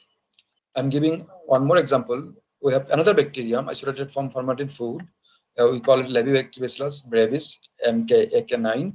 And this bacteria whether it is live or dead, doesn't matter. It can do the same job. It can enhance the longevity and promote the healthy aging in the model organism. And we have understood that it has epigenetic regulation. It can regulate the microRNA 243, that is one of the mediator of promoting the longevity in this particular organism. So I'm giving you one more example. If you make a cocktail of these 4 bacterial strains isolated from fermented food, and it can also reduce the blood glucose level in the diabetic model, in the mice model. And if you see so one of the question was if the probiotic can change the microbiome. Yes, if you have like this consortium we have seen in the mice, after 60 days of treatment, you can see the microbiome in the principal coordinate plot. You can see they are well separated. So the consortium, this group is consortium treated, and then this is control, and then this is the diabetic model here. So you can see the microbiome is totally different, and it has the group. The consortium has immunomodulatory effect. So this is very new thing, and it's very good that the probiotic, you can also fix some problems of your gut. And because this anti-aging thing is very now fascinating, people are very much attracted. And then when we publish this anti-aging property of our bacteria, like throughout the world, we got like more than 105 news coverage, and we immediately filed a patent to develop one anti-aging yogurt. And probably Dr. Krishna Ella, he's the owner of this Bharat Private Limited. He visited my laboratory, and we have signed an agreement to commercialize. And because before commercialization, you have to do some clinical trials. So he's the right person to do that. And this journey, we are still continuing with the tribal population to understand how this fermented food and can be linked. It's a big question, but it's not that easy to answer, because there are so many other factors that you have to first nullify. Because in the animal model, it's very easy. You can control the factors, but in the real, in the society, in the population, it's not possible. And whenever you go there, so many other factors are there. It's very difficult. But still, our journey is continuing, and hopefully we'll find something. And now the thing is that because I am isolating this microbe from the traditional fermented foods, now we're trying to promote those traditional fermented foods so that these people are also benefited. And we have already filed some geographical indications so that the rights of those communities are protected, and they can be promoted as a functional food, and so that they can get some profits out of it, or some employment can be generated by marketing this. So these are the self-help groups, how to train them. And if you can bring those traditional fermented foods to the supermarket, that will be great. And this is one example where we have launched one of the product. It's called Shidol of a community, and now it has reached to Europe also. And thank you all for listening.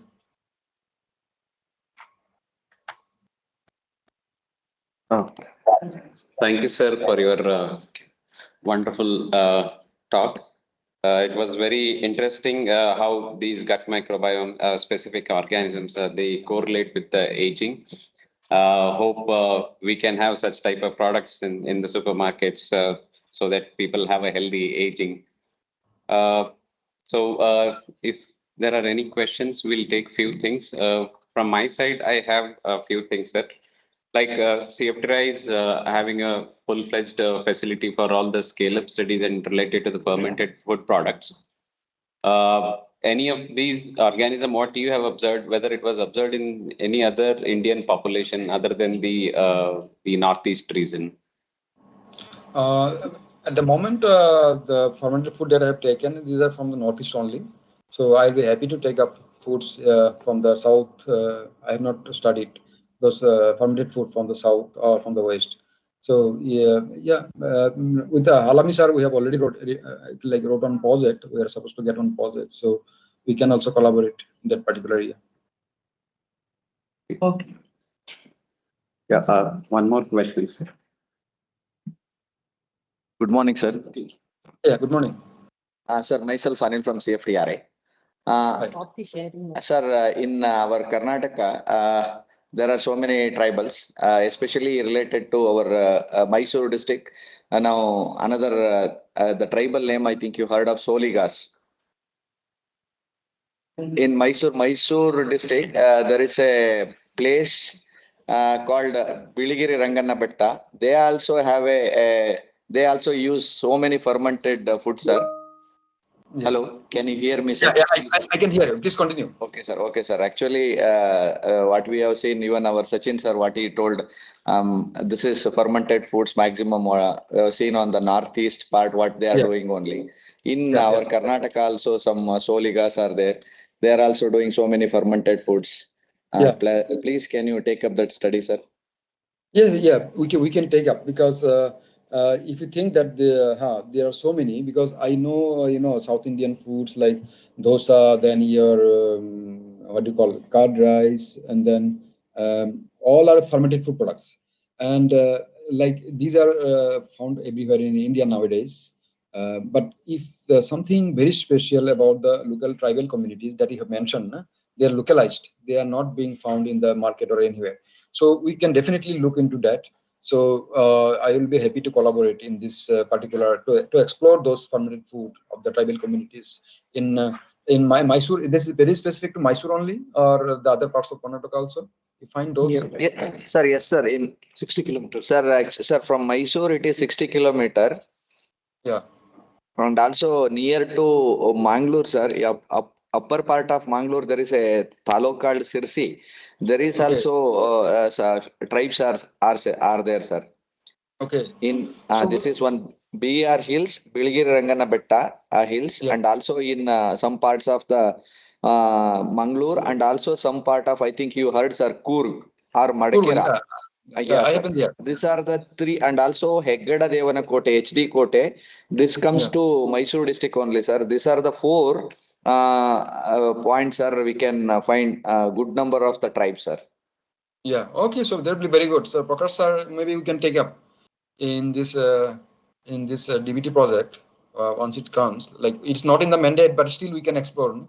We can perform this study. Like, if you can collect those samples, and then we can see the microbes and the other metabolites present in these, and also we can do the microbiome studies in that population. Okay, sir. Sir, as per your studies, you have showed that some of the anti-aging, some of the microbes which produces some kind of anti-aging compound, maybe after fermentation and all, right? Yeah. So what could be the molecule, the anti-aging molecule after fermentation? It's coming down to a molecule would be very difficult, and we have tried, but most likely in some bacteria it is exopolysaccharide. So if you say exopolysaccharide is not possible to synthesize, but you have to use the bacteria in a fermenter. We can get the cell walls or the exopolysaccharide from this bacteria, and then we can also develop some kind of formulation for one type of bacteria that I have shown. But for other bacteria, we have to find out what other components can there be, because the bacteria, they can synthesize a lot of compounds like short chain fatty acids, serotonin, and there may be some other factors are there. But this particular bacteria that I have shown towards the end, the dead bacteria or the cellular component or the exopolysaccharide of that bacteria can also do the same job. Yes, sir. So thank you, sir. Thank you. One more question in the chat box, sir. One general question. Does consuming buttermilk daily can improve longevity, or do we need a bioengineered ones? I think buttermilk is a good one, and the dahi that we are consuming is a good one. The only thing is that it should be a daily on daily basis we should consume, like at least 1 or 2 types of fermented food we should be consuming. But that is lacking in the modern lifestyle. That is the problem. Okay, sir. Sir, thank you very much for your very knowledge-based talk. We thank you for participating in this webinar. If any more questions are there, please request you to put them in the chat box. In the later part, we will be taking the answers from the sir and we can share with you people. Thank you very much, sir. We will move on to the next speaker. Thank you. Thank you. Thank you, sir. So now just we'll move on to the next speaker, that is Dr. Roop Jyoti Talukdar, sir. Sir, you can please share thank the you slides. very much. I think slides will be shared from your end. Yes, Yeah, sir, it's yes. come. Yeah, great. Now it's come. So thank you very much. And my apologies for all those technical glitches. Sometimes it happens. In fact, 2-3 days back, I did another webinar through Teams, but it worked. I don't know what happened today. But anyway, so I have to thank Mujibur. Mujibur is my friend and collaborator. We work together in many areas. And Professor Monday for actually making my job easier. So what I'll be doing now, I'll speak about the tribal microbiome in India and a little bit of the West and see if it is unique. And some of the things might be a little overlap with Mujibur and Dr. Monday's talk, but anyway, I'll skip those. So can you change the next slide? Who would be operating the slides from that side? Yeah. Thank you. So this is what I'm going to speak in the next half an hour or so. So next slide, please. Next slide. Yeah. So Mujibur was also talking about evolution. So first, let's come from. We all talk about good microbes, bad microbiota, about health, but it has to come from somewhere, right? So this is how evolution happened, like billions of years ago, 4.5 billion years ago, probably the sun had formed, and then after a few billion years from there, few million years, life started. So can you, the next slide? I mean, just a click of the button. Yeah, so it was at this point, actually, initially, the early universe was actually very toxic, lots of toxic gases, and it was an anaerobic environment. But from around 3.5 billion years ago, what happened? Something interesting happened. There was evolution of the blue-green algae, or the cyanobacter, which started producing photosynthesis, and that's when oxygen started forming in the universe, in the world. And that's when the life forms start changing, the evolutionary patterns started changing, and that's why we are here today, what we are. So if you see, you just saw the video, these are called microbial mats and found in Queensland, Australia. And these are layers of this ancient bacteria. Can you click on the slide once more? Yeah. So, these are actually called the fossilized cyanobacteria still remaining, and this video shows the microbial mats, layers of ancient microorganisms during early part of evolution when cyanobacteria was forming. So we still have this telltale evidence that talks about how the microbiota developed from 3.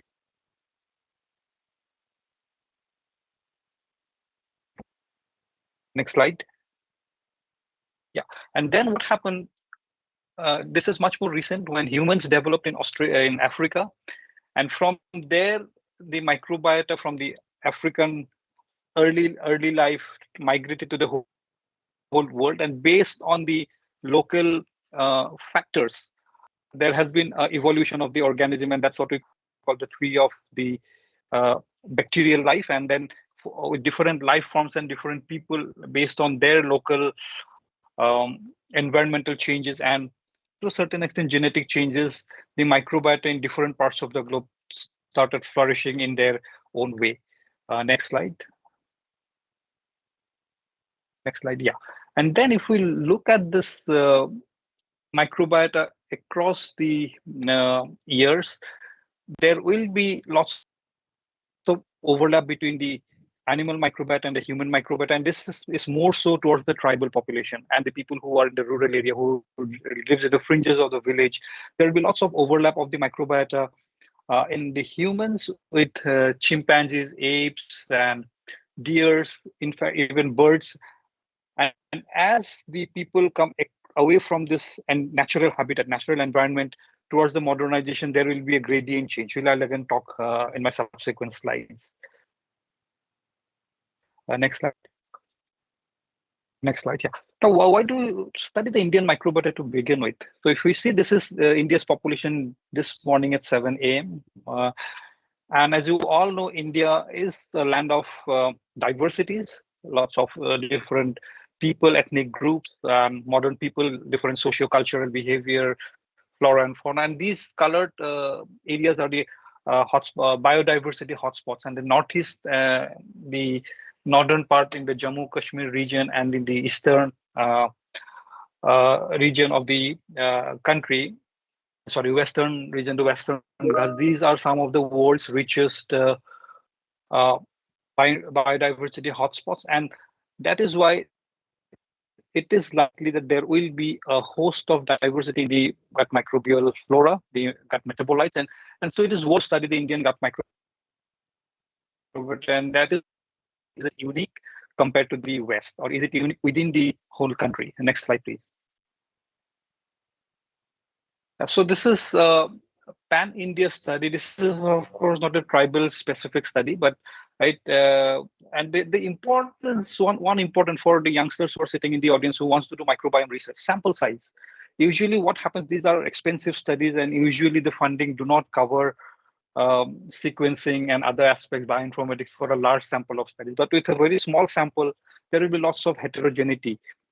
And that may not give us the exact diversity or exact gut microbial profile. But this is a good study in a sense. The sample size was very high, pretty high, more than 1,000, done across 14 centers in India. And so there were 4 centers from North, 3 from East, 4 from West, and 3 from South. And so DNA sequencing was done. And next slide, please. But if we look at the results, there were 993 unique organisms. 390 were common in all the geographic locations, but there were 36 unique organisms in North India, almost 150 in South, 95 in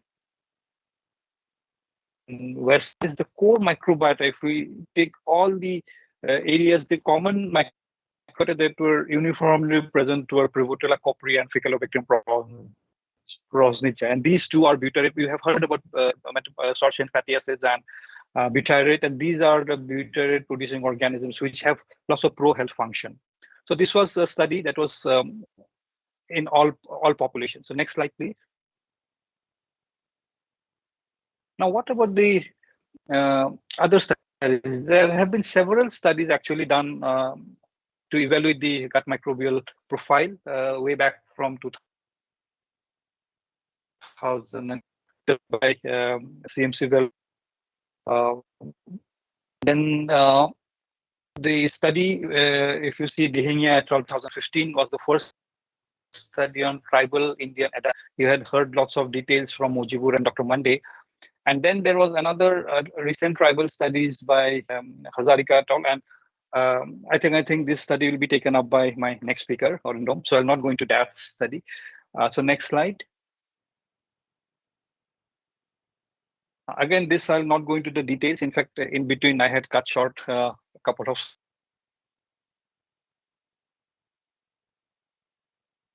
slides. Tribes were selected, 20 to 35 years, and both DGGE and 16S rRNA sequencing was done. Next slide.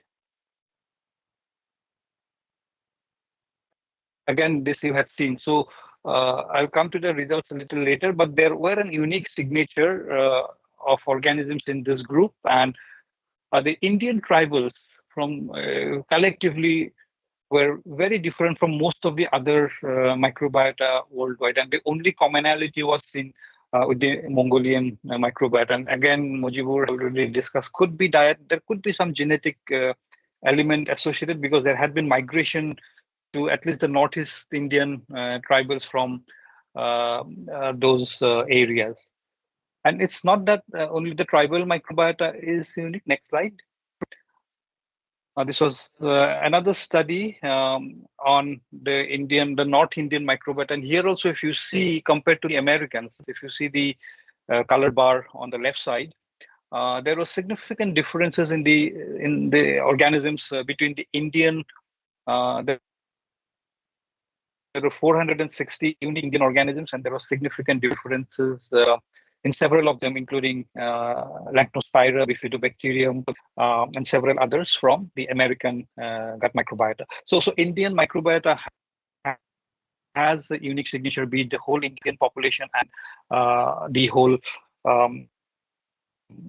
tribal population. And then if we, I think all the data, terms data is not here because this was published before that article came. And on the right side, on the uncolored box, these were the tribal bacteria. And on the left side, most of them are the non-tribal. But if you see, next slide. If you see, there was a significant core of, next slide, please. Yeah, Prevotella, Faecalibacterium, Rosebury, and Ruminococcus. So those were the key core organism.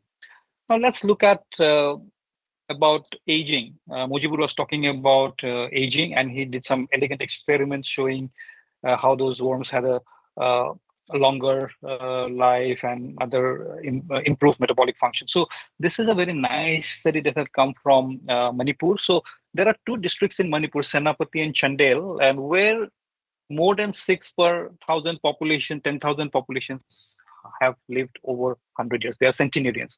And Imphal, which is lower down in the geography, the centenarian number is significantly less. And yeah, just click on the thing, but box should come up. Next slide. Yeah. So if we look at those population from the Senapati and Chandel, so those are actually endogamous population from the Naga community, the Maring and Lamkang tribes in Chandel, and the Mao and Pomai tribes in Senapati district. Next slide. So these are the tribal population in this high elevation, and they lived for more than 100 years, and that was interesting. When the data of the centenarian was compared with the young internal controls, that means controls from the same area and the young controls from Imphal. If you see, there was significant clustering of the centenarians and the young internal controls from the area, and richness was again significantly higher in the centenarians and the internal controls compared to the external controls from Imphal, where centenarians were less. And why did this happen? This was driven maximally by the Ruminococcaceae family. Next slide. Next slide. And again here, if you see, there was significant clustering between the centenarians and young, and the whole thing appears to be at least one of the factors driven by the Ruminococcaceae richness. And again, Ruminococcaceae, as many of you will know, is butyrate producing organism. It's supposed to be, in general terms, a health promoting organisms. And I won't go into the details because of lack of time into the mechanism of how Ruminococcaceae helps and all those things. So basically, if we have a healthy gut flora, especially few specific organisms like Ruminococcaceae, the longevity could be increased. But of course, we need more studies, and maybe Mujibur's data can be incorporated into this clinical data, and then hopefully some other interventions should come which might help increase the longevity. Next slide, please. Next slide. So if we look at this Indian studies, what shapes the Indian tribal microbiota? So again, we had heard in the previous talk, change in diet, different type of diet. So if we look at our patients from that tribal paper, and this also holds good for many other papers. So overall, these people had a carbohydrate and fiber-rich diet, which was associated with Prevotella predominance. The Sikkim Nepali community had more of milk products. They that could explain the elevation of in abundance of the Bifidobacterium and Lactobacillus. And the Manipur and the Sikkimese Bhutia community, they have more of dead fish and meat, and their bacteroides was more prevalent. Again, urban could be again related to the diet patterns, and urban microbiota had a lower Faecalibacterium. Even in the urban tribes, there was Faecalibacterium was lower.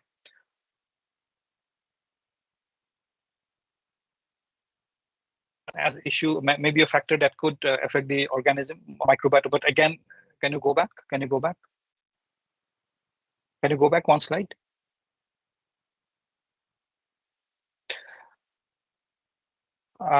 Change in the diet. If you see Sikkim, in the arid regions, there were more of a Bhutia tribe, and again there was fermented food. And then the Nepali and Thai Patke tribes have close similarity to Mongoloid, and this could be genetic. This needs more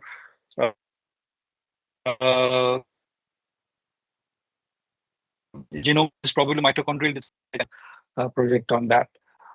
Now next slide. Next slide, please. Yeah. So what I was talking about here is about the Indian tribals, but let's see what we can learn from the West, the tribes of the West, because we had seen that the Indian tribals and the Indian population microbiota overall is unique from the West, but this is a very elegant study where the children from Burkina Faso, children from I'll not take you through details of the results, but there was significant difference in the organisms or gut microbiota in these two groups, Prevotella being much more predominant in the Burkina Faso children compared to the European children. And the reason for this was, next slide, was the diet. So the Burkina Faso children were more into, next slide, please, more into vegan-based or locally available, locally prepared diet, and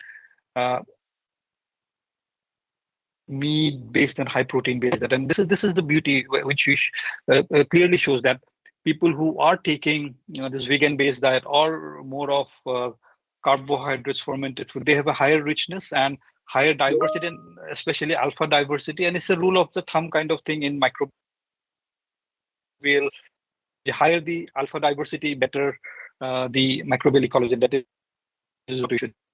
Led to higher abundance of Ruminococcus bromide, Roseburia, Eubacterium rectale. And if you remember, in the Manipur tribes, the longevity was also associated with Ruminococcus. Next slide. And this is next slide, please. And this is another interesting study, actually, where diet is clearly shown to be associated in the change in microbiota. Here, actually, Thai people who were living a traditional life. So if you see, I can't use a marker here, but anyway, if you see on the left-hand panel, pre-immigration, those were still living in Thailand, having traditional food, and then they migrated to the USA. During arrival or new arrivals, if you see in the next group of people, there is only one obese and the others were lean, because their diet has just changed. And as they lived long-term residence, where they were actually having more of US kind of Western diet, the people who became obese became more. And then when they were compared to the US born second generation, Thai people who were initially had a traditional diet, and after long-term stay, their BMI was similar to the US born or the European Americans. And interestingly, at the same time, the Prevotella strain, the fiber degrading enzymes started coming down in this migrated people, and bacteroid strains started increasing, right? So this clearly shows that there is a change in a gradient in the gut microbes as they start taking the Westernized diet habitually. And this is not all. Again, next slide. This was associated with a change in the metabolites. Next slide, please. If you see here, based on the diet and based on the type of food they ate, there was a change in the type of organisms that were present. So again, this clearly shows that diet has and probably the intrinsic factor that shapes the microbiota is single-handedly diet. Even if we migrate, even if we take other factors, but ultimately it will converge to diet. So diet is one of the most important factors that could shape the gut microbes, not only in the tribals, but also in the non-tribal population. And next slide, please.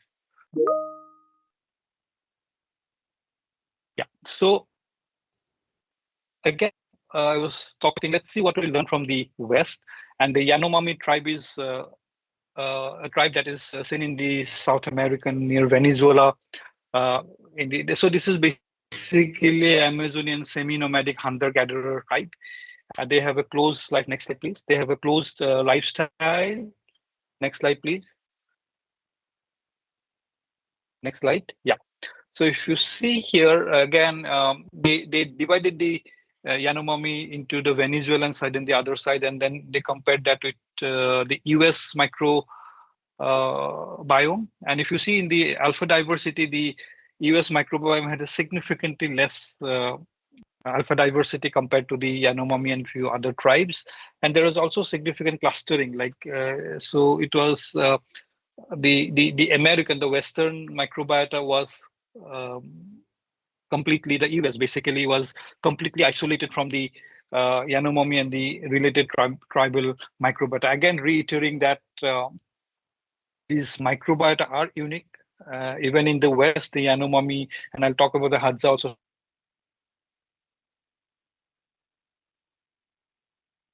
Modern lifestyles and the change in the like industrialization. So next slide. Next slide, please. Yeah. So again, I can skip this slide because again, this again shows the differences in the phylum level and few specific genera in each of the tribes. So next slide, please. Yeah. So now let's come to the Hadza. This is a very famous hunter-gatherer group in terms of microbiome research, and lots of information have actually come from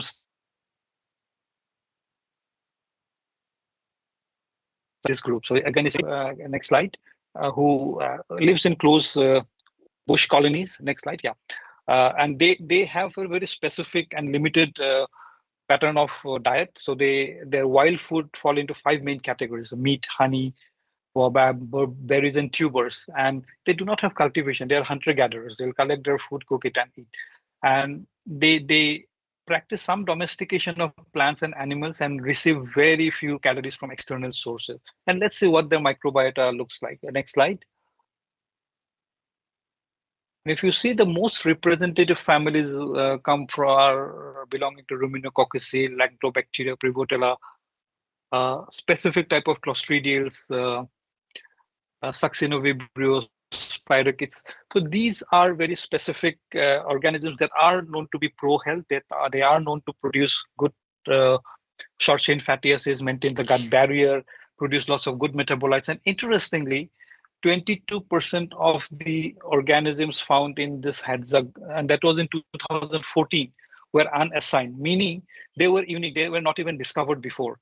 And then if we look at the genera level, again, the Hadza microbiome was enriched in, again, the Prevotella, Eubacterium, Oxalobacter, Sporo. These are all the good organisms. And if you see Treponema, there's an interesting story about this Treponema.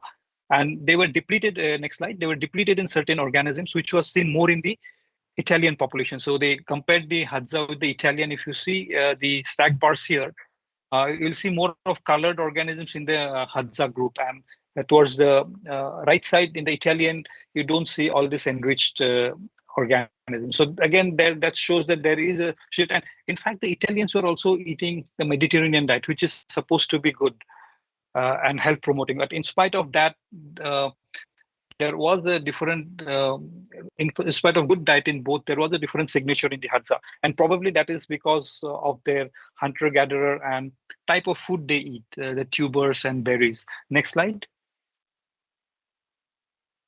Again, this I had already said, so they were depleted compared to the Italian. Next slide. But that was a study from 2014. Now in 2023, you had heard, especially the students who are there, heard about sequencing, advanced technology. And by 2013, lots of better technology of sequencing had developed, more coverage and and then new databases had also been developed. And what turns out from this study was, first of all, this was a big study done in different population. And 20% of Hadza species were absent from the unified human gastrointestinal genome database. So these were, again, absolutely new organisms. And that was more so for viruses. Almost 80% of viruses that were identified in this Hadza in this study was not even known earlier. So that shows that one the beauty of sequencing technology, and the other possibly that tribe had lots of hidden secrets and which are being gradually unraveled now. Next slide, please. Next slide. Yeah. Again, here, if you see on the left panel, the organisms that were more prevalent in the Hadza was totally different from what was more prevalent in industrial nations or industrial population. And same thing happened with the metabolite or metabolic pathways. Next slide. But one of the most interesting thing in the Hadza is presence of lots of treponema. Usually, so I'm a physician, and as a doctor, we would be scared of treponema. We would not want a person to have treponema pallidum because of syphilis or other diseases. So these, but if we see in the Hadza group, there were lots of treponema species, especially Treponema succini faciens, Treponema berylliense. And if we see when it was compared with the Nepali and the US industry, similarity of this Treponema, but in the West, go to one slide back, previous slide, please. Previous slide, please. Can you go to one slide back? Yeah. So in the industrial regions or industrial countries, Treponema was completely extinct. It was not there. In Nepal, it was there in some of the populations. And if you see the map, lower map below, Treponema was also found in some of the countries, in Fiji, in Madagascar, in Peru. And this actually had indirectly shown that there must have been migration of the Tanzanian population to these places. But what is interesting is that as people go more towards modernization with change in food, industrialization, many other factors as stress, the Treponema goes away, gets extinct. And why is Treponema important in the Tanzanian population is their requirement of digesting tubers. So this Treponema helps in, especially the sulfonifacients, helps in digestion of the tubers that are important component of the Hadza tribe. And as the diet changed over the years, even after migration, there was a change into the, and this gets extinct. Next slide. Okay, so I started my talk with evolution and how the microbiota evolved. So does evolution have any specific relationship with the tribal microbiome? And this was a very elegant study. In fact, if you see the video there, some mountaineers, like explorers who went to the Swiss Alps, found a mummy, and they had thought actually this mummy body might have fell from height from a cliff and then died. But when carbon dating was done, it turned out to be a mummy of 4,000 years ago. And this is the computer-generated image that was published in National Geographic. He was named Udzi. Many of you must have heard of that person called Udzi. And the second mummy was a soldier from the Second World War, 93 years old. And the third figure that you see below is are coprolites. They are fossilized fecal remains, and it was dated back to 8,000 years. And microbiome profiling was done in all these from all these sources, and also compared. Next slide. Also compared with animals and modern humans. So if you see here, there was significant clustering of the ancient and modern humans. But if you see the Venn diagram below, there was the extinct microbiome had a significant different grouping, but there was significant overlap of the humans and some of the ancient Rio de Janeiro microbes. And this overlap was more common with the modern people who were living in a rural habitat, which was kind of similar during the ancient times. So this shows that some of these microorganisms are conserved based on their rural habitat. And again, this reiterates that once we are away from this rural or traditional lifestyle and get into the modern lifestyle, we are more prone to get a different kind of microbiota. Next slide. Next slide. Yeah, again, more recent studies where 8 human paleofaces or coprolite sample, 2000 years old from Mexico and southwestern USA were compared. And there were, they could find both known and novel organisms within the genera of Eubacterium prevotella. Next slide, please. Ruminococcus. And if you see here, now we have talked about Prevotella as one of the core organisms of the Indian tribal and Indian non-tribal gut.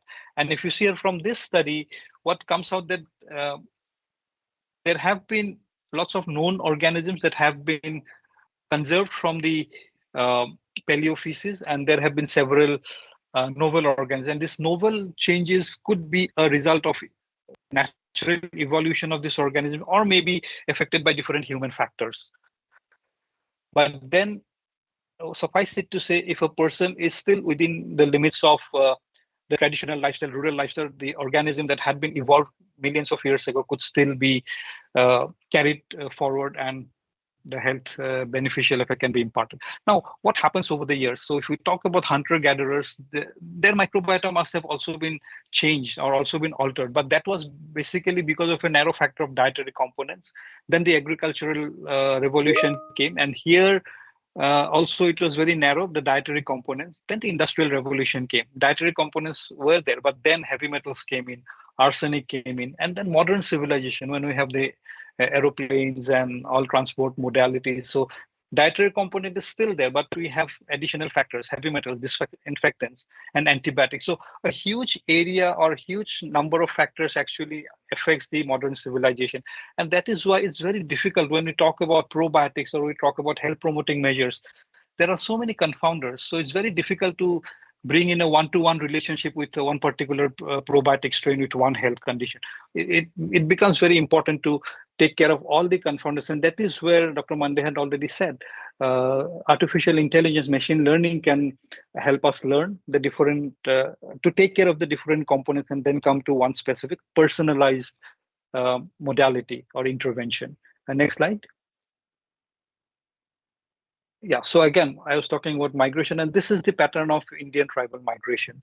Why do they migrate? Migration is essential, one for their development and one for lack of several factors in their locality or wherever they have lived over the years. So they come out for occupation, cultivation, to do domestic help. This is a busy slide and very small font, but that's what it says. The reason for why they are coming out and migrating.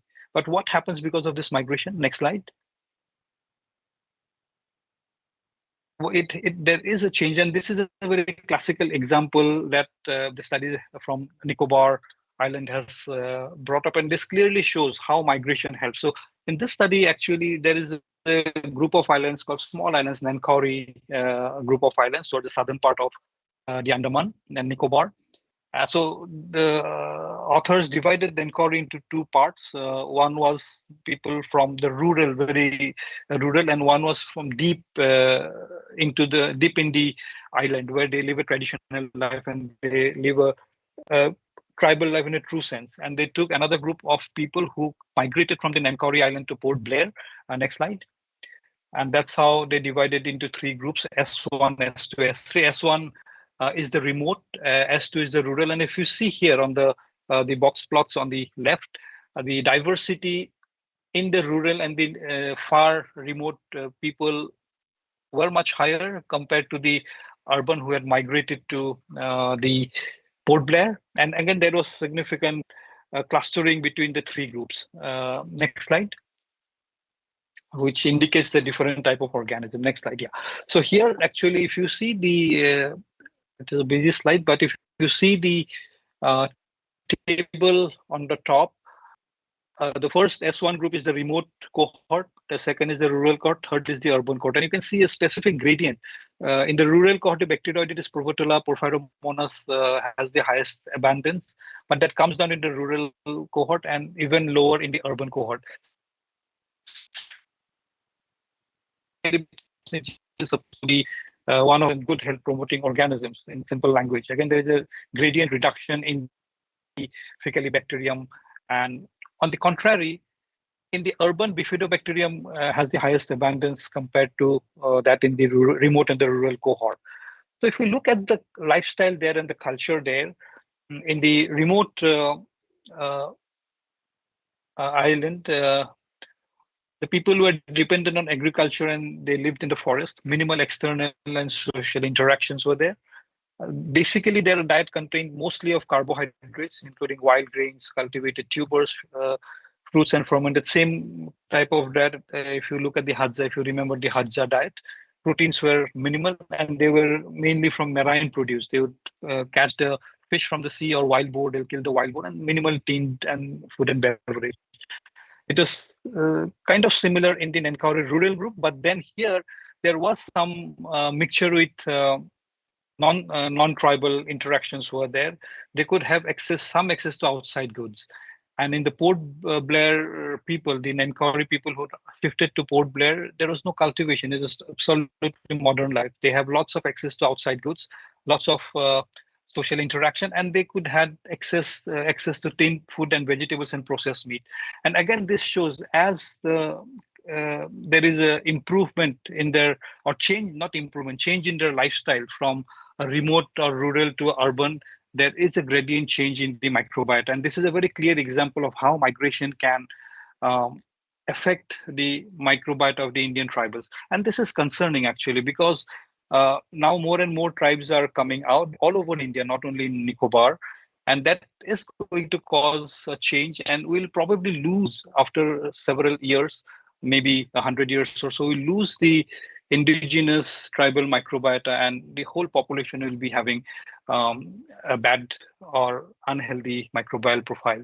So how does this lifestyle alteration affect the microbiota? The migration, be it interested, be it interested, they'll have access to lots of junk food or lots of preservatives. And it has been clearly shown that preservatives and emulsifiers in the processed food can definitely cause a change in the lifestyle. So if a person is habituated to, or if a tribal who is migrated is habituated to this kind of fast food, junk food containing preservatives, they are prone to have a prolonged change in their organisms.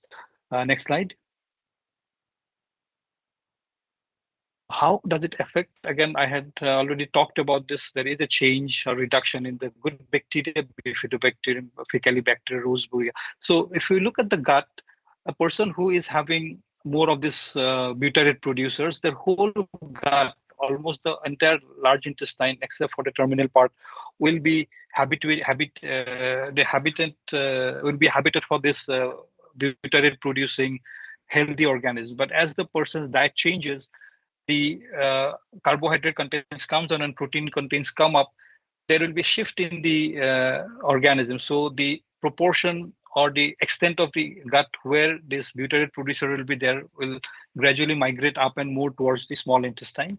And the lower part, the red part in this picture, will be filled more with, next slide please, more with protein degrading bacteria. So what happens? There will be low short chain fatty acids. If at all there are fatty acids, there will be more of propionate or acetate.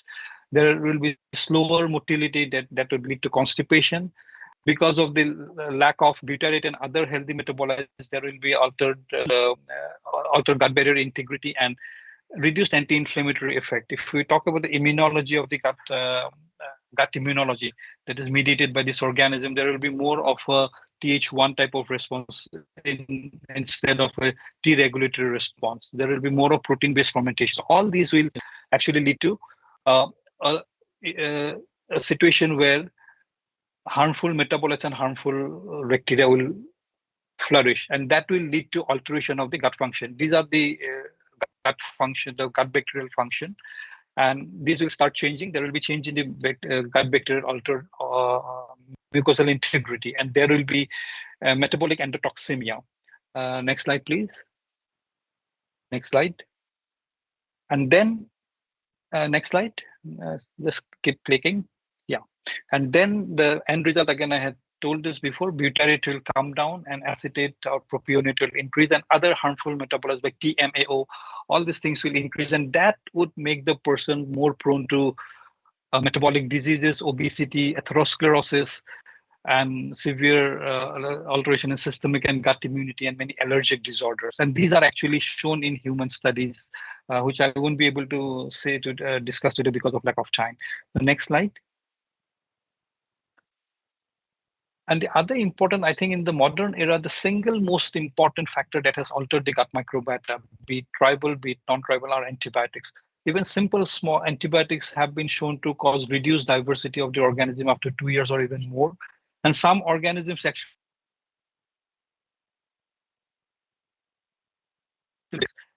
beta-lactams can cause 25% reduction. And once these organisms develop the resistant gene, there will be horizontal gene transfer. So not only that particular individual will be resistant, it will spread the resistance to the entire community. And this is the danger of this modern age or modernization. And most of us have this bad habit to just pop in an antibiotic, even if you have a little cold or even if you have 1 or 2 episodes of diarrhea, which probably do not require antibiotic. And because of this unhealthy practice from both doctors and patients, possibly we are going to lead to many more antibiotic resistant cases. And now, in fact, when we look at the antibiogram in our patients in the hospital, most of the commonly used antibiotics are resistant. And that's a scary thing. Next slide. Again, regarding antibiotics, now if you remember, many years back, like the chicken that we used to have were supposed to be lean, but as we are eating now, and most of the youngsters will be more accustomed or more aware of the broiler chickens, which are plump and fat and have lots of meat and fat. But why are these chicken or even poultry, even they grow so fast? They are growing fast because they are given antibiotics. Next slide. Antibiotics to prevent them from dying. And because of that antibiotics, they will have an alteration in the gut microbiota. Next slide, please.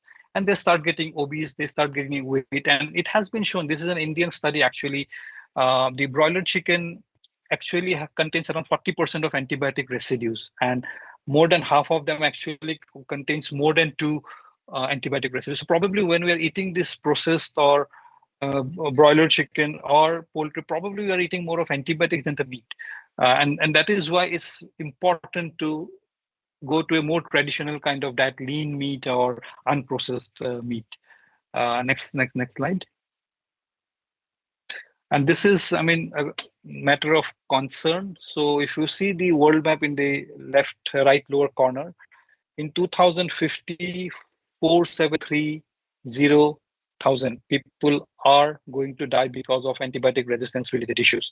They will be resistant to all antibiotics and they will die of even the simple infection. So it's very important for all of us to realize, use antibiotics carefully, use processed food carefully. It's always good to go back to the traditional form of lifestyle, traditional. Of course, we have to use our cars or go to some other place by flight, and those kind of things are important. But what we can change is our diet. We can always stay away from the westernized or the fast food, junk food, and stick to the more traditional form of diet. And I think that is very important, and we should all be cognizant about this. Next slide. Next slide, please. And now antibiotic resistance have also been reported in tribal. So this is a study from Thailand, a cross-sectional study, pretty good number of patients, almost 250, and antibiotic resistance was seen in up to 16%, and highest resistance was at ampicillin, which is a commonly used antibiotics. And organisms like Klebsiella E. coli had multi-drug resistance, and these are the common organisms that cause gut infections. Next slide. So this was a study from, the previous study was from Thailand, but if we look at the Indian study, the survey was done between January to December 2017 to 18, 2 years, and the whole list of antibiotics were found to be resistant. And this is a tribal study from Chhattisgarh, India. So if it is, if we find this kind of resistance in one tribe, it can also be found in other tribes. For example, the Nicobarese people, we have seen how there is a shift in the organisms from the rural and the remote areas when they shifted to Port Blair. And this can happen with any other Indian tribals. And again, that is going to change their gut microbial profile forever. So this ecology is in danger.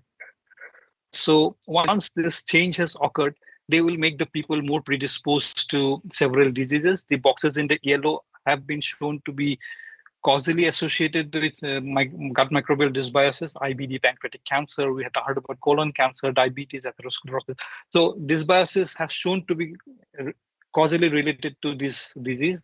And there are some other diseases where there has been speculations it could be associated, and the list is increasing by the day. So if we do not take care of our microbiome, the tribal microbiome, I think a day will come when we will not be protected from any disease. The next slide.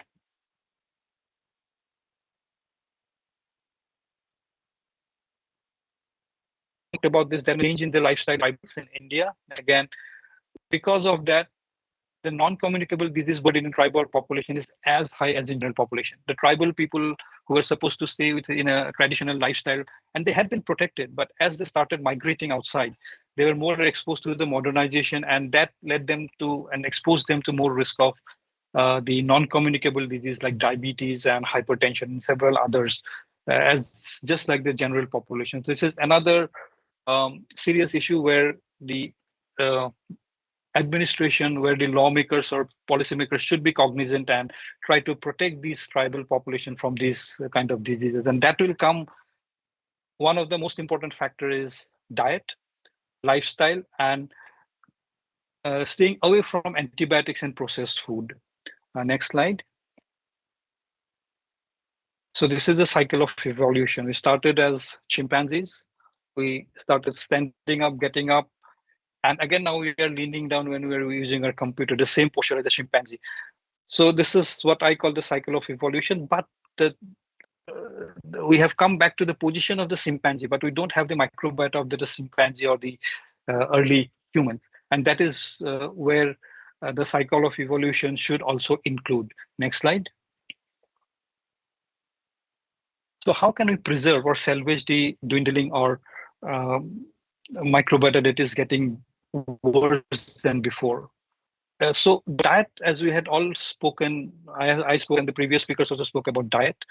Few of the diets have been shown to be beneficial, vegetable-based, that Mediterranean diet, gluten-free diet. So these, if you see here, there is an increased vegetable-based diet and Mediterranean diet can cause the increased abundance of all the potential good organism compared to the Western animal fat protein diet, where there is a reduction in the abundance in the good bacteria, and bacteria, some of the bacteroids are disease promoting, so their abundance increases. Next slide. Next slide.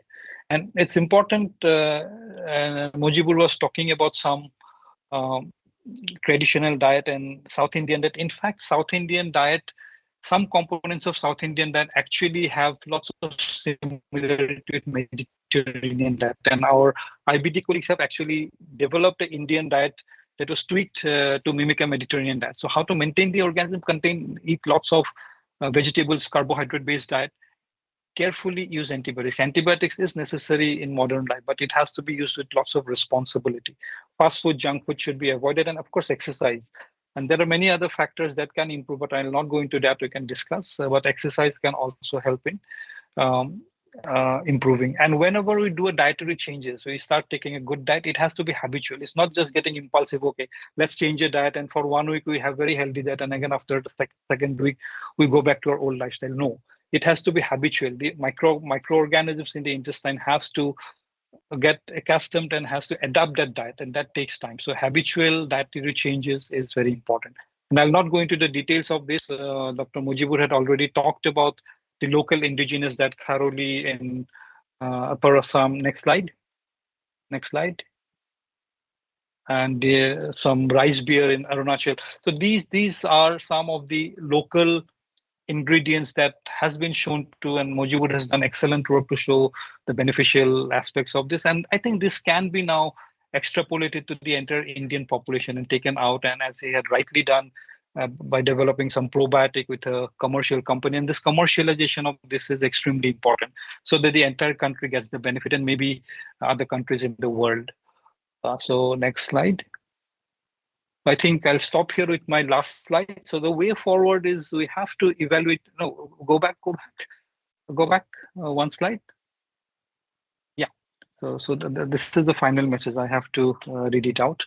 The evaluation of ancient microbiota in Indian tribals. Another very important thing is this bacteria works as groups, not a single organisms, and how they work is through metabolites.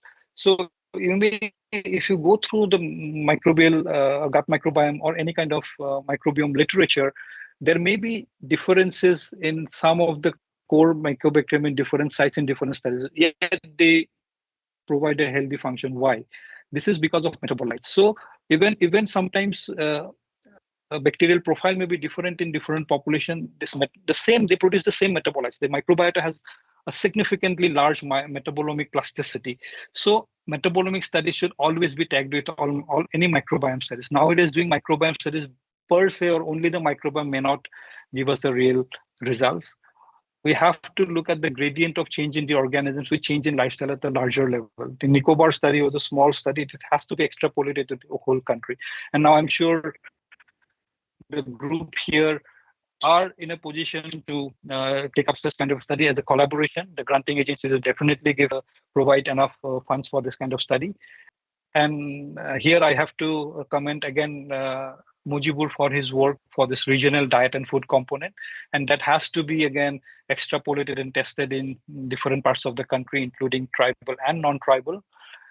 Again, before the tribal healthy gut bacteria wanes off or gets destroyed because of modernization, we have to try to identify the healthy probiotic strain from the tribal gut. And then that can be probably developed into commercial probiotic preparation.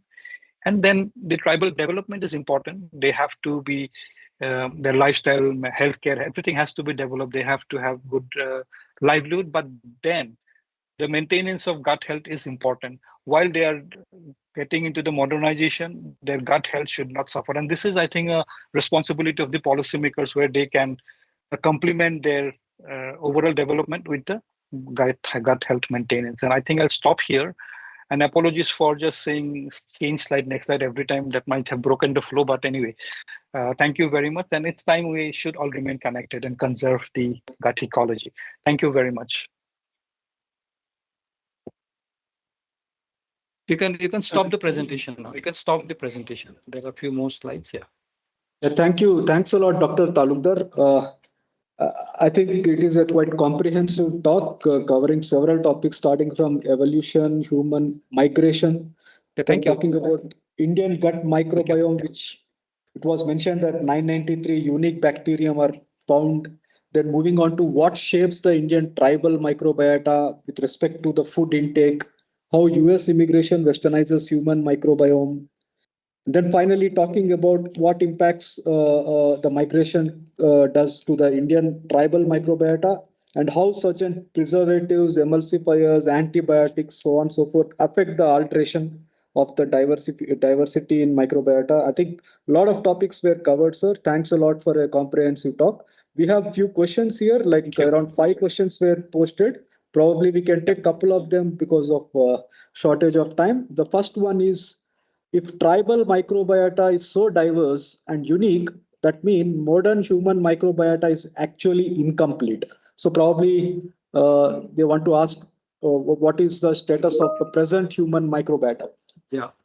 So I think this is a tough question to answer. I mean, it looks very simple, but if we see the other side of the coin, many people in modern life also who are using the modern amenities, all of them do not necessarily have bad health, right? So there could be a line where beyond which the change in microbiota leads to health issues, and that also has some other components, the environmental factors, stress, all those things. So just of course the tribal microbiota will definitely have been evolutionarily conserved to a certain extent, and that is because of their diet more. Even if for example, the Hadza population takes meat, right? But they would take meat from wild produce, not processed meat. So I think these things have made a change towards the modern microbiota, but that does not necessarily mean that all these will definitely cause disease if these are habitual. The modern microbiota is certainly different, but after what extent it becomes harmful or disease producing, we still really don't know. And what other confounders would come and play a role in that, we don't know.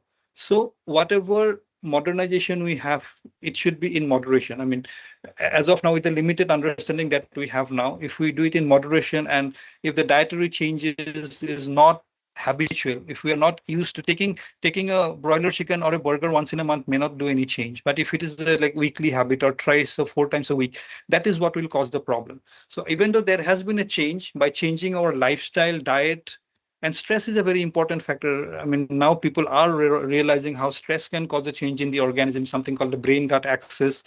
And so that is another important aspect. And modern life is associated with significant stress. So that has to be taken care of so that we can at least maintain the microbiota towards the traditional microbiota. Yes. Yes, sir.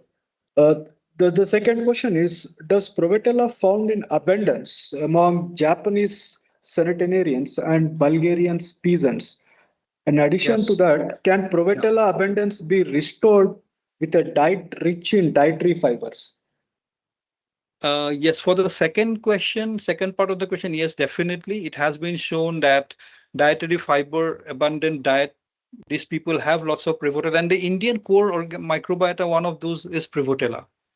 And even though Indians in whom these studies were done, they also have meat, but they are not habitual meat eaters like the West, the daily meat eaters. We Indians do eat meat, the non-vegetarians, but it's not habitual. And that is why still I think the Prevotella is abundant. And the most of the Indian diets have high fiber, and it has like rich source of vegetables and vegan. So Prevotella abundance can be restored with diet rich in fibers. Regarding the first part, I mean, I don't know if you know about this series called docu-series in Netflix called the Blue Zones. There are 5 zones, and in fact, they did not include the Manipur. That would have been a 6th zone where there are a high proportion of centenarians. And these, some of the studies, some studies are there regarding the microbiome, but not detailed study. What they studied more was the physical exercise, the Okinawa diet of Japan, the exercise and walking habits of Bulgaria and some other Sardinia. So there do not exist very high quality microbiome studies from this, but my hunch is there will be lots of Prevotella in these patients, Prevotella and Ruminococcus in this population. Yeah. Thank you, sir. I think few more are there, but we will probably take them separately. Maybe we can write. Sure. Thanks a lot, sir. I think the way forward was also very interesting. One final statement that tribal development should be complemented with maintenance of gut health. I think that should be the way forward. Thanks a lot for joining us and sharing your knowledge. Thank you. Thank you so much. Thanks for having me.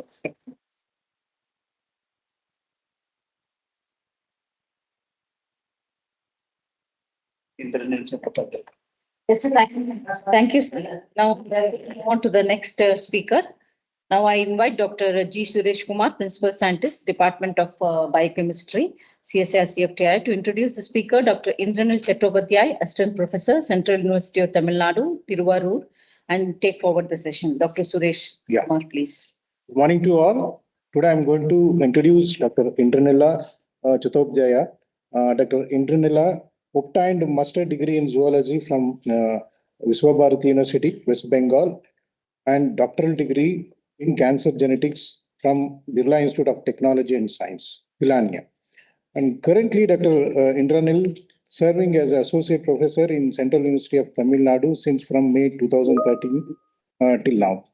Prior to this, Dr. Indranila was working as a postdoctoral fellow at Roswell Park Cancer Institute, Buffalo, New York, US from 1st May 2010 till April 2013 in the area of cancer genomics. His specialization includes environmental and industrial metagenomics and cancer genomics.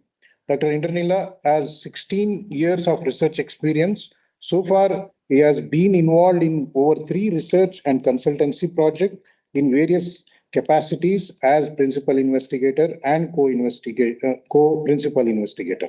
Dr. Indranila special interest is to carry out to develop non-invasive biomarker for cancer. His future plans are to continue on non-invasive biomarkers development, microbial diversity, biofilm formation, antimicrobial resistance gene, and strain profile in polluted environment that are likely to bring changes in policy that have an impact in reducing health burden of the country and globe. So he has honors and awards. I would like to mention some. International Cancer Technology Transfer Fellowship by UICC in 2007 at Peter MacCallum Cancer Institute, Melbourne, Australia. INSA Visiting Scientist Fellowship during 2017 and 18. DBT Visiting Research Fellowship during 2017-18 at Northeast. INSA Summer Research Fellowship 2016. Dr. Indranila currently supervising 4 students for PhD in Life Science at the Department of Life Science, Central University of Tamil Nadu. 1 student was awarded for the PhD degree. So he has many membership of professional societies like life member of Environmental Mutagen Society of India, life member of SBC, life member of Indian Association of Cancer Research, life member of UICC, life member of Human Genome Organization. And Dr. Indranila contributes science in terms of publications. He published around 51 research articles and book chapter 22, international conference proceedings as an invited speaker 15, Google citations around 2002-96, H-index 27, and I-index is 38.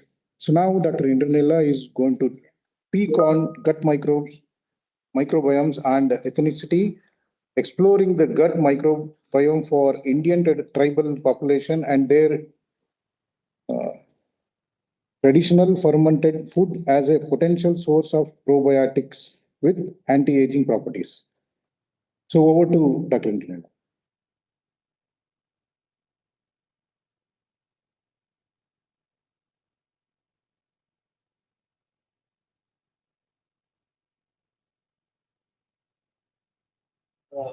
Good afternoon all. Is it my voice is audible to everybody? Yes, sir. Yeah. So first of all, I like to thank Professor Prakash Salami to give me the opportunity to present that my collaborative research work. So basically in the gut microbiome diversity in ethnic population of Northeast India with special reference to Arunachal Pradesh.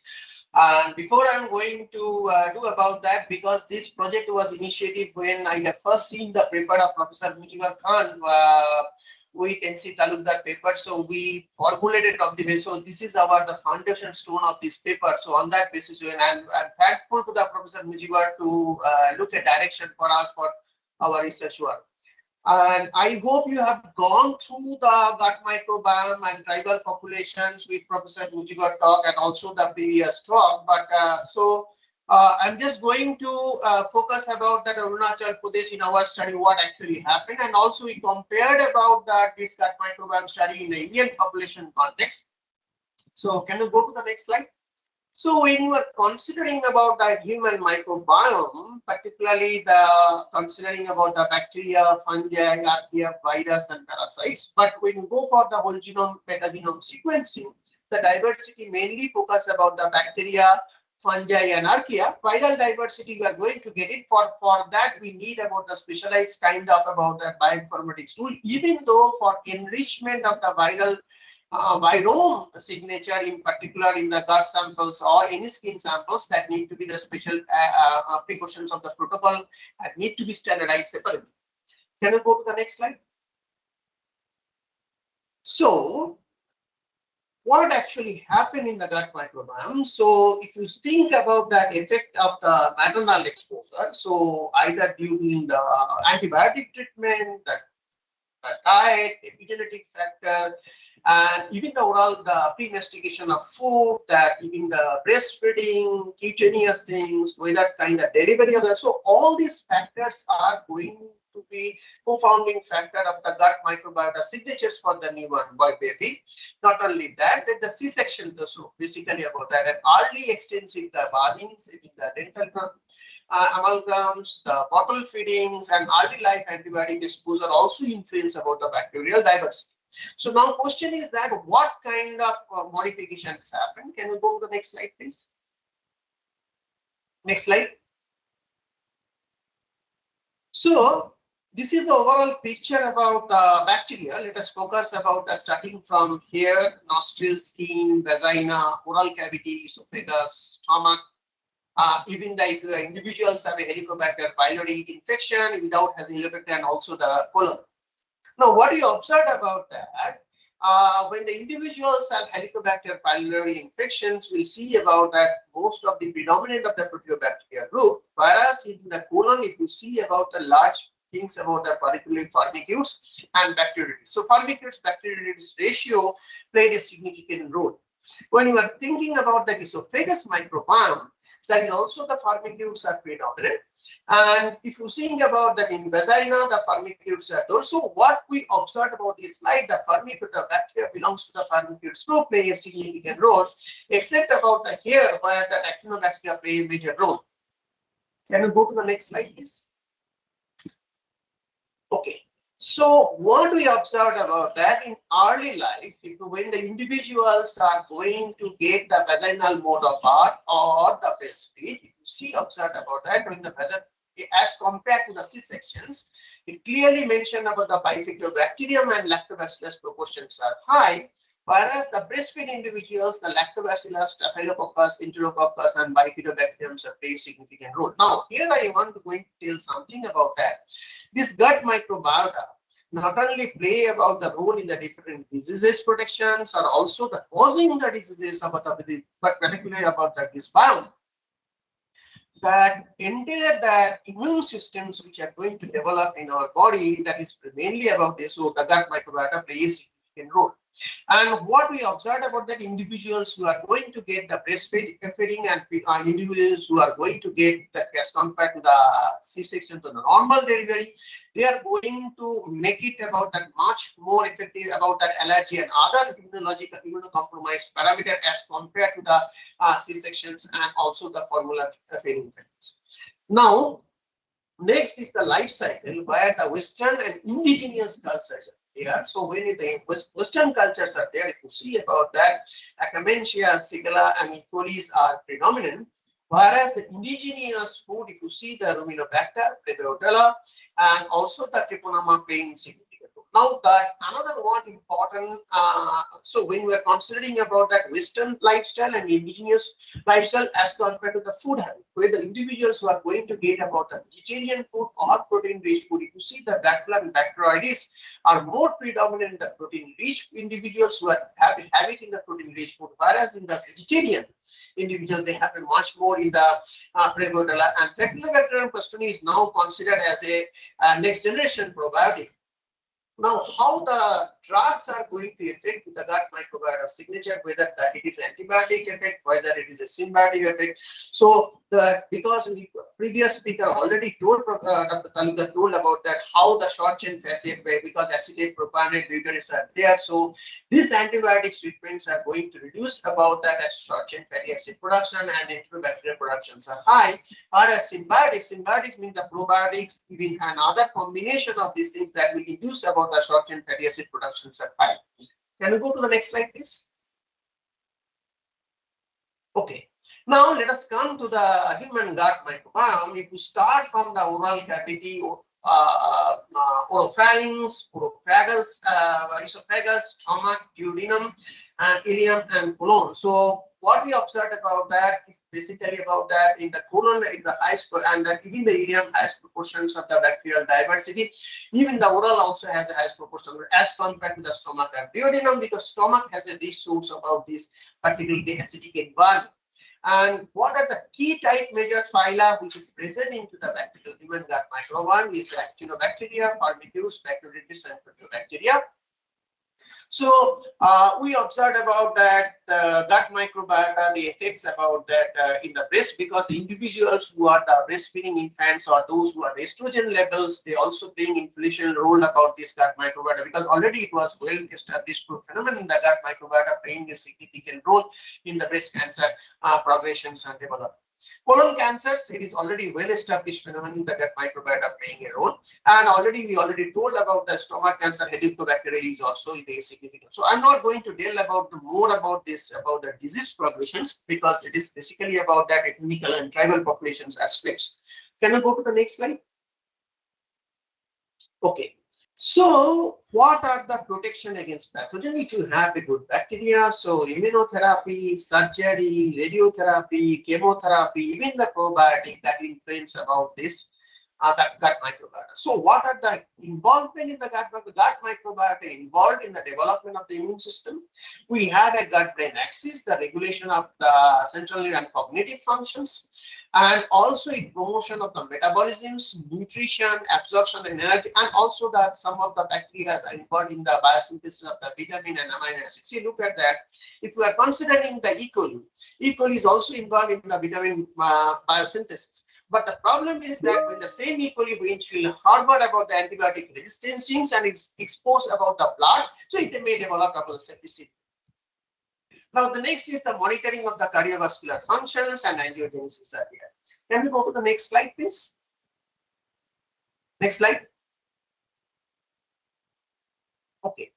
So in healthy cells, when the short chain fatty acids are there, already we told about the Firmicutes, Bacteroides, Lactobacillus, and Bifidobacterium are there. And there is a pre-medical lessons, and that some of the bacterial growth in the gut microbiota, they are involved in the resistance about the chemotherapy. So most of the basically that about the Neisseria, Helicobacter, Escherichia coli, Helicobacter hepaticus, Streptococcus, even that also the Fusobacterium. Now, this if you are considering about the Propionobacterium, Enterobacteriaceae, so they involved at the colibacterians and also the Clostridium stridens, so they handle the deoxycholic acids, and E. coli is also involved about the colibacterian synthesis, so they are involved in the DNA damage mechanism. Bacteroides fragilis, what their roles? So basically, they are involved in the reactive toxin species. Fusobacterium nucleatum, even it is an oral bacteria, but it plays significant role in the colorectal cancer because the FAT2, which is a virulent protein that plays significant role in the interaction about the host cell proteins, and also involved in the induction of the NF-kappa signaling pathway and inflammation signal. The singular protein, so flexins about that. In Helicobacter pylori, we know about that BAC1 and that is most of the important virulent factors that are involved in the progression of the stomach cancer. Can you go to the next slide, please? Next slide. Can you go next slide, please? Okay. If you see this structure, this Kairos plot, the blue ribbons represent the individual. So what kind of gut microbiota they have, they are going to respond to the therapy.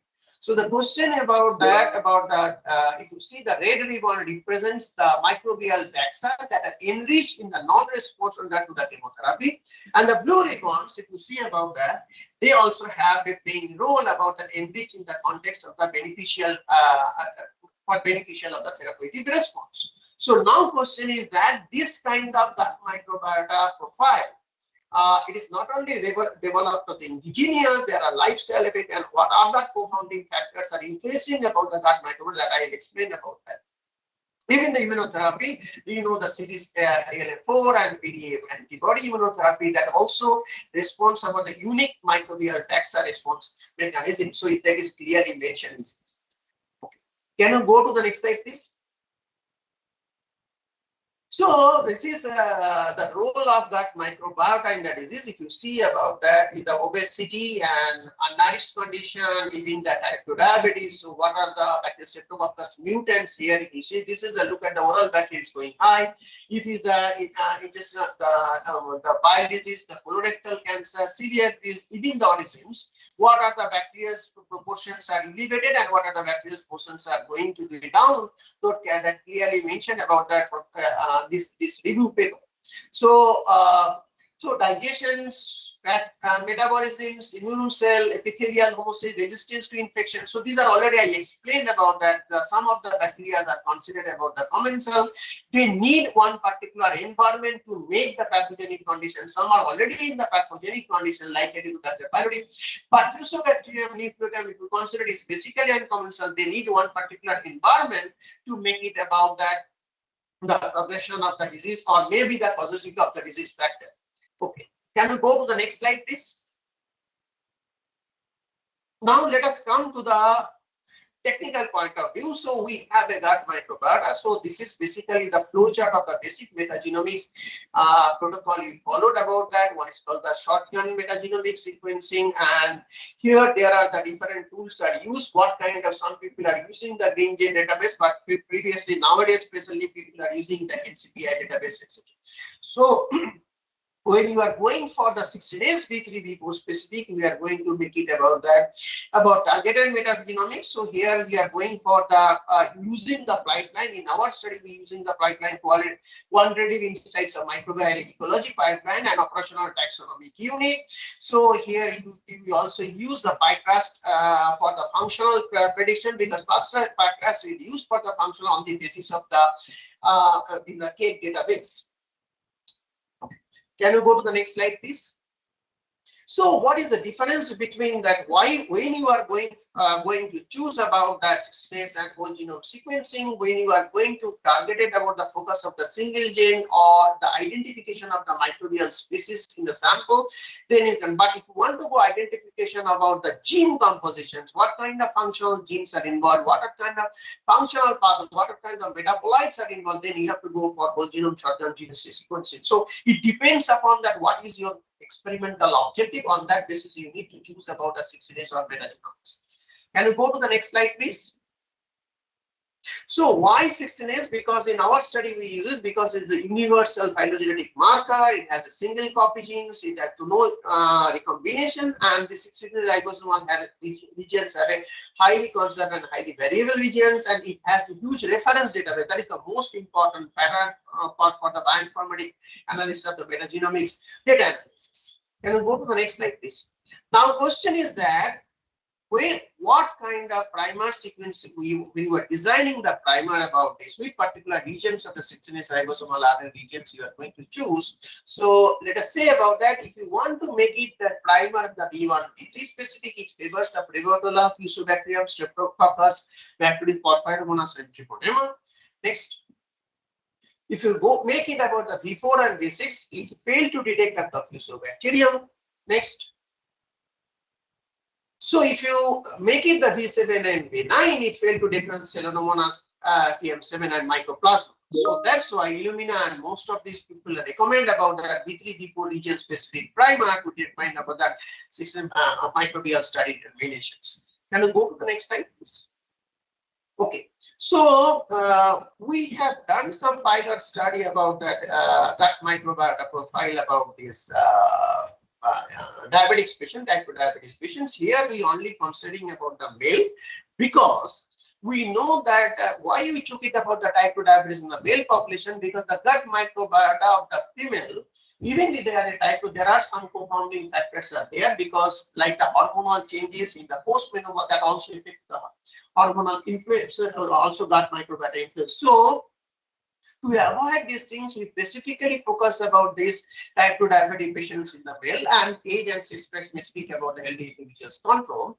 Here we find it out the interesting phenomenon, the higher abundance of the bacteria which are involved in the inflammation, like Lactobacillus thuringiensis, Ruminococcus gabanus, Bacteroidetes casei, the Pityromonas, and Collinsella euphorbia. So these are the inflammatory bacteria is higher abundance as compared to the anti-inflammatory bacteria like Vibrio or Bacillobacterium.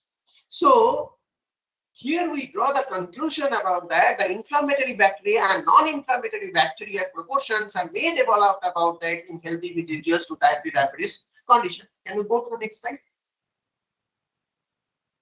Next slide. Next slide. Next slide.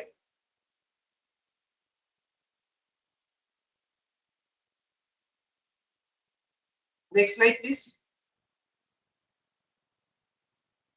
Okay.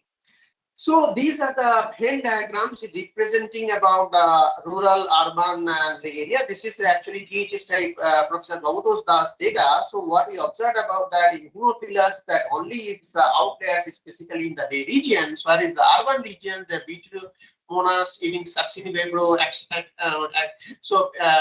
Peptococcus and Akkermansias are in urban specific, but these 54 are the core bacterial genera which overlapping both in the lay regions, rural regions, and urban regions. So This is the study they showed about this. So these are the healthy individuals about the first baseline data about that from this THS group. Can you go to the next slide, please? Next slide. So here what we observed about that, this is the slide. Yes, this is actually Professor Mujibar's paper. When we make it the comparison between the Assam, Telangana, Manipur and Sikkim, what we observed about that in the Firmicutes and particularly in the Prevotella is the most dominant genus among all the tribes. Okay. Can we go to the next slide, please? So this is also the previous speaker already showed. So what kind of bacterial genera is predominant about the Manipur, even Assam, Sikkim, and also the Ladakh, Delhi, Bhopal, and even the Pune rural and urban area, particularly the Kerala, where the Bifidobacterium luminococcus are predominant. Even the Tamil Nadu, the tribal populations, Prevotella, Clostridiums, and Fusilibacteriums are predominant. And because we are going to take it about that Assam, because this Arunachal Pradesh, what you observed about that in Assam tribal populations, even the Prevotella is a common to even the Assam tribal and Sikkim tribal in the Manipur tribal. So the Prevotella is a complete young, it's a unique group of the bacterial genus which is representing about that almost overall part of the India. Can you go to the next slide, please? Okay. So this is the key findings in the human gut microbiota. What we observed about that in the central, the Prevotella copri and the Prevotella streucia is the prominent. Prevotella was dominant in majority of the Indian population that we already mentioned. And Manipur tribes, we saw about the bacterial Dialistin and Bellionera. In Malabar tribes of the Tamil Nadu, they basically have the Bacteroides and Clostridiums. It may be due to the moderate amount of pot meat and non-intake of milk and milk products. And the Sikkim tribes, Bacteroides, Dialisters, and Bifidobacterium and Lactobacillus are there. These higher consumptions of the milk product and fermented product. So that is the previous literature study what they find it out. And the genera of the Coprococcus, Clostridium, Luminococcus, and Picro had a higher abundance in the vegetarian and the vegetarian population, the individuals who are taking about this kind of food habit. Can you go to the next slide, please? Okay. So what we took it from here. If you see about that Adi, Apatini, and Nicene tribes of the original Arunachal Pradesh, these are the age range, and these are the Adi tribes, these are Apatini tribes, and these are Nicene tribes. And most of these we are taking about the 16 female participants and 14 male participants. And common diet of both of them have a consumption of cereals, millet, leaves, fish, and meat. Apatini tribes, they are going to take it the boiled rice, boiled vegetables, boiled fish, meat, and dairy products. And all three tribes, they consume of the fermented bamboo shoots, smoked pork, and smoked fish. So these are the one important parameters of the Northeast population, how they are going to influence about this kind of smoked product is going to the gut microbiota profile changes. Can you go to the next slide, please? So, okay, so these are the overall protocol you use it about that, because when you collected about the stool samples from this tribe, we collected about the stool samples in the, there is a DNA Genotech, one company is there, they have a one specialized solutions with the tube, so we collected the two stool samples, so that will make it the stool sample, the bacterial diversity arrested the time point where we are going to collect it, and then finally we have done the homogenize, we have done the DNA isolation, the library prediction, multiplexing, and QC demultiplexing, and then we have done the bioinformatic analysis that what are the pipeline already we already showed about that, what are the pipeline normally used. Can you go to the next slide, please? So these are the basic data about that. So basically it's the other types, and basically these are the and these are the Nicene tribes. So if you see the total number of reads, so after the total number of reads, we make the procedures and the total number of voting pig. So what is we observed about that? Apparently has more number of voting operational taxonomy pig as compared to the other Nicene tribes. Okay, can you go to the next slide, please?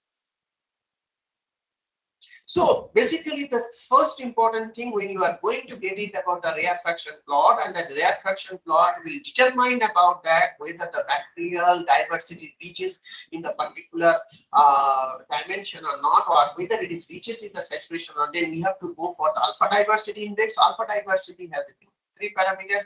One is called Shannon diversity, Simpson diversity, and Chow index. The Shannon diversity index is characterize the species diversity in a community. Simpson, it gives more weight to the common or dominant bacterial species, and Chow is only tell about that in the rare classes of the bacteria. At least 0.1% of the operational taxonomic unit, we need to find it out in our samples. Can you go to the next slide, please? Next slide. Okay. So what we observed about that are the Apatinia anici tribe, when you have done the alpha diversity index, by using the inversion of the Simpson and Shannon index, we saw about that the bacterial diversities are showing the statistically significant difference between these three groups. Can you go to the next slide, please? So this is basically the reaction curve showing about the observative PD, Voltaire, Chow, and different samples. So how they are going to read the saturation level, the sequences are per number of samples that showed. Can you go to the next slide, please? Okay. So this is the principal coordinated analysis we have done for determine the beta diversity. So the Adi tribe group, Apatini tribe, Anici tribe group. So is the principal component 1 and principal component 2. So principal component 1 is represented by 28.9 and the principal is a 9.9. If you see about that, that is also showing the significant variations between these three groups about the bacterial diversity, particularly in the with respect of the beta diversity parameters. Can you go to the next slide, please? Okay. So these are the Adi tribes. So on the basis of the phylum, class, family, and genus levels, what we observed about the bacteroidetes and formicutes are predominant. And here I will come about that individually about that what are the bacterial species are differentially abundant between all three groups. Can you go to the next slide, please? So when you bring it about this Apatini group, you see about the formicutes are predominant. Can you go to the next slide, please? So in Nice also you saw about this, particularly the formicutes and bacteroidetes are playing a predominant role in the phylum level. Can you go to the next slide, please? Okay. So when you make it about the bacterial genus levels, bacterial genus levels in Adi tribe, Apatinia, and Nice tribes is exhibited significantly different clusters. If you see about that, the clusters are different on the basis about that abundance profile. Can you go to the next slide? Okay, this is very important with this study. So we have these are number of bacterial species. These are the Adi tribes, the mean counts, and the Apatini tribes and Nice, and these are the phylum. So if you see about the Bifidobacterium longums are elevated in Apatini tribes, and also the Doria is also elevated in Apatini tribe. But if you see the Prevotella is also reduced into in Apatini tribe, because Prevotella, any Prevotella species are involved in the fermentation of plant polysaccharide and produce of the short chain fatty acids. Here we are going to another one important bacteria formings, which is reduced in the Adi type. They are involved in the modulation of inflammation and regulation of immune response and maintenance of the blood barrier integrity. Bifidobacterium malosynthesis, which is a probiotic bacteria, which is also reduced in the Adi tribe. They play a significant role in the gamma butyric acid production in the gut. So it will suppress of the occurrence of the anxiety and the depression. So that is also reduced. Velionola desper. So this is also reduced in the Apatini tribe. So basically it involved in the acetate and propionate short chain fatty acid production, which are maintaining the immune homeostasis. Okay. Can we go to the next slide, please?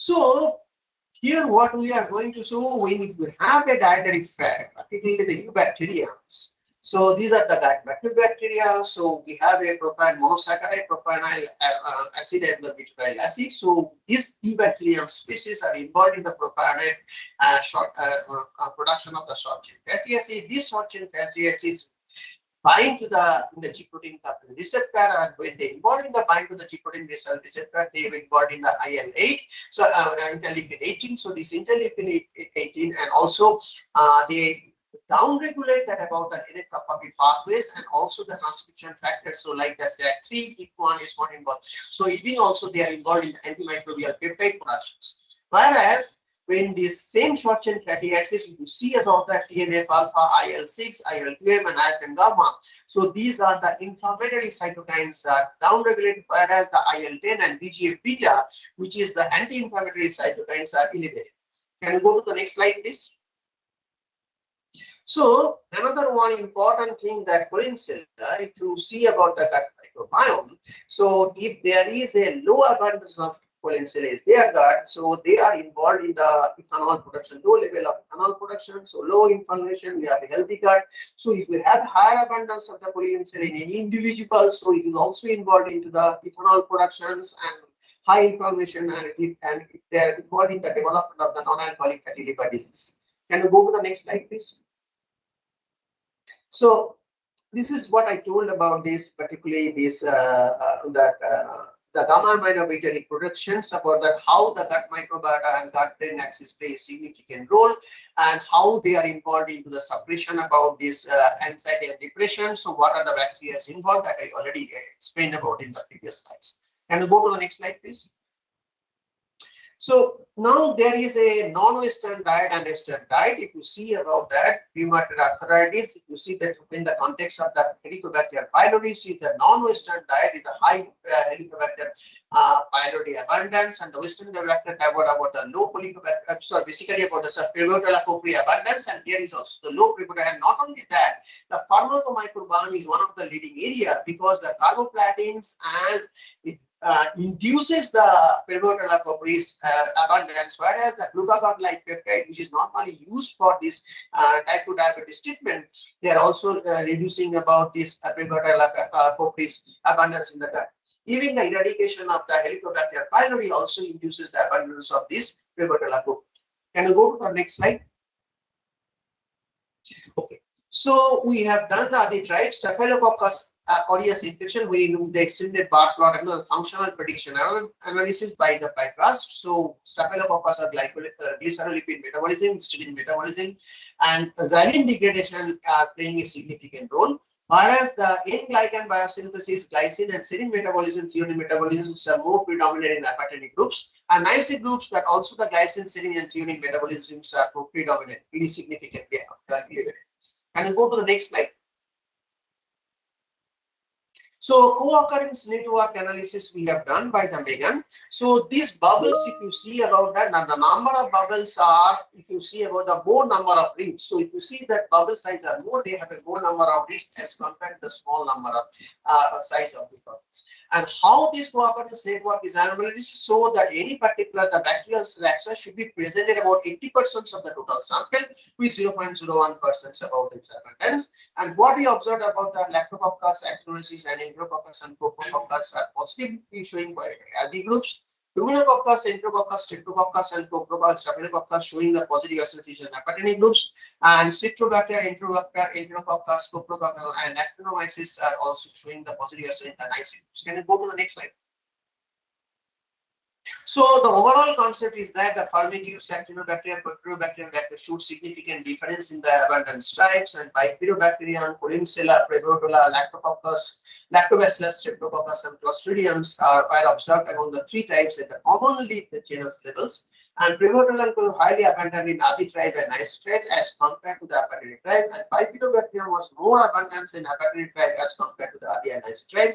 And these are the papers what we, the collaboration of the Parijat and also the Dr. Professor Indu Sharma of Assam University, we published paper in the scientific report.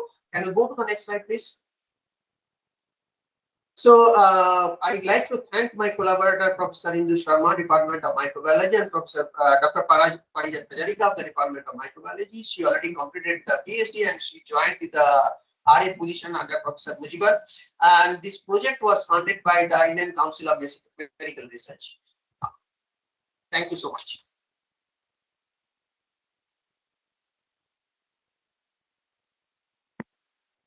Bifidobacteria population, what you are showing is relatively in higher size. Do you think that this some of this northeast product has the bifidobacterial population? Sir, can you repeat your question, sir? Bifidobacteria population, no? You are showing that they were in a higher number up to 50 and all. Is it from the food sources this gets incorporated, or from the childhood only they are actually maintaining in the gut microbiota? Actually, this is frankly speaking, we didn't go through the childhood because most of the individuals we have collected the stool sample on the basis of the aged individuals group. So we don't know about that in that particular population where the bifidobacterium is very high, that whether the childhood level they have a bifidobacterium's abundance or not. That answer I don't have. Like Dr. Talukdar presentation, he showed that bifidobacter population is more in urban population than rural, which also looks little bit contradictory to me. Because this urban will not have much bifidobacter compared to the rural because of the diet and then environmental and then as well as the antibiotics also. Okay. What is your opinion? Bifidobacter, more the bifidobacter is better, right? Or the yes, sir.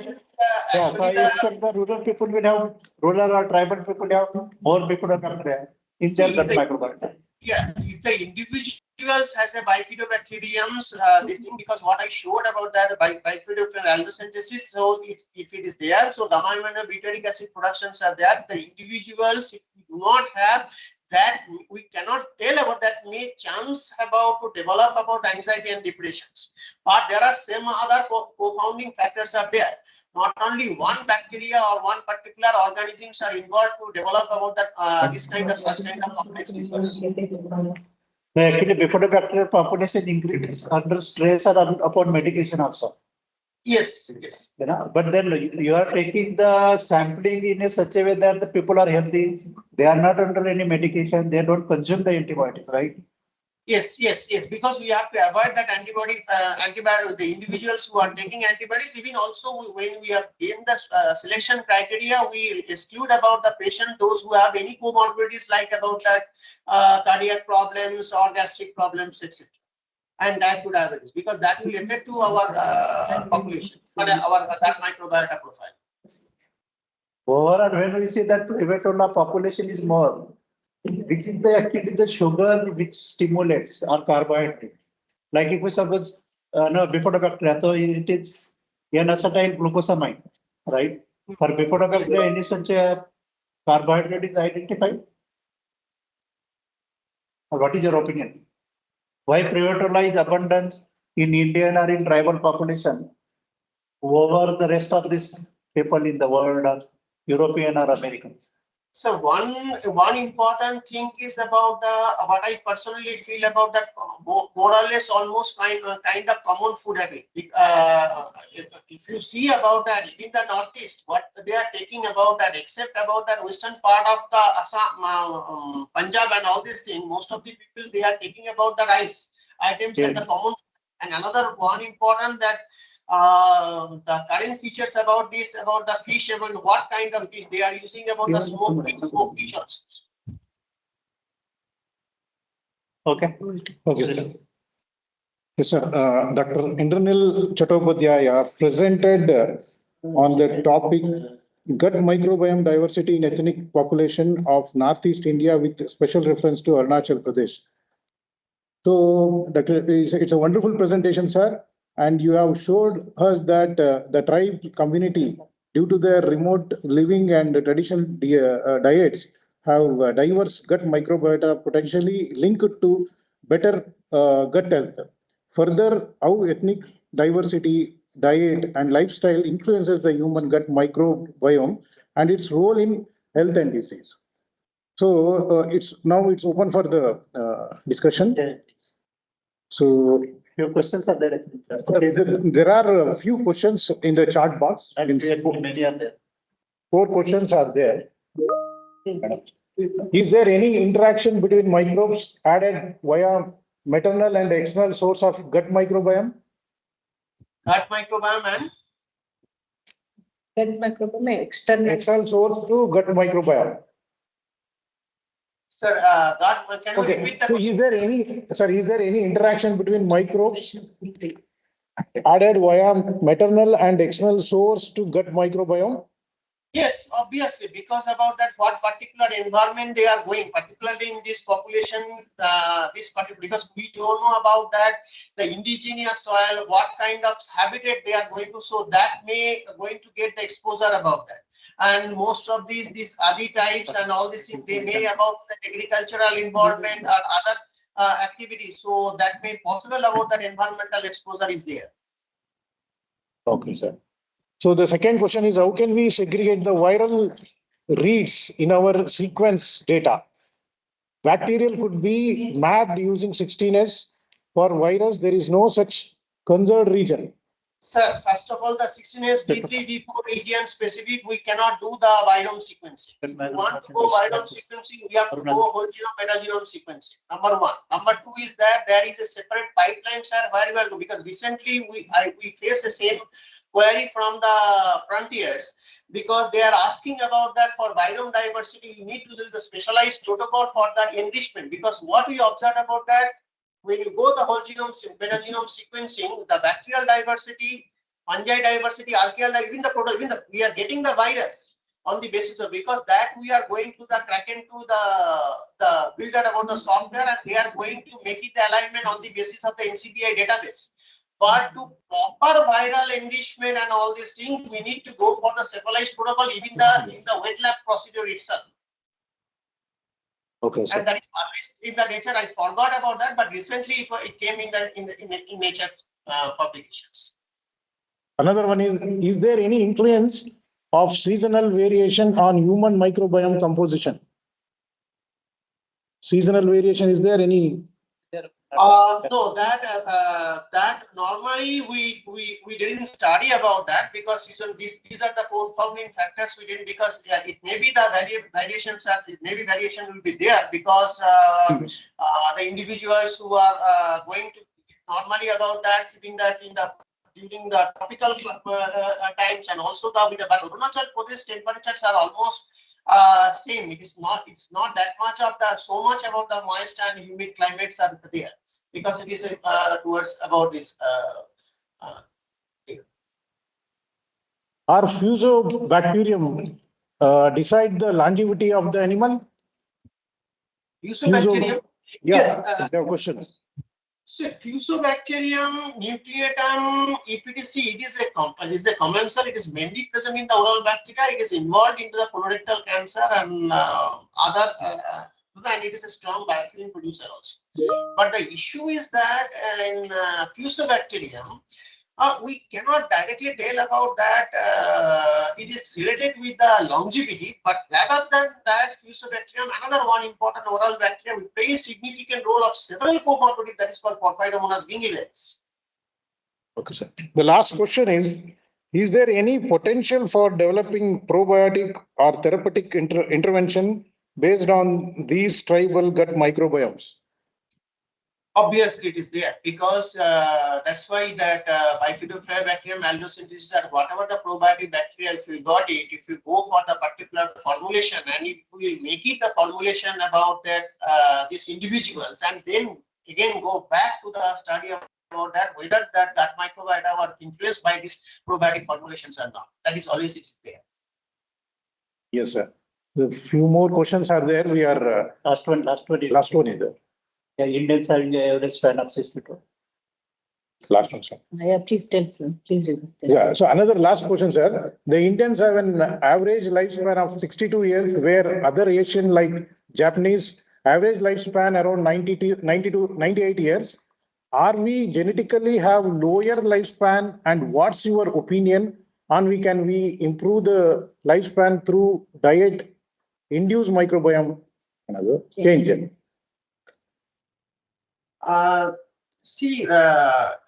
Because this kind of indigenous population, their food habits, maybe definitely they will prolong it. But the problem of Northeast, what my personal experience during my PhD work and other work, that is they are using the smoked meat and smoked fish. If you see the total,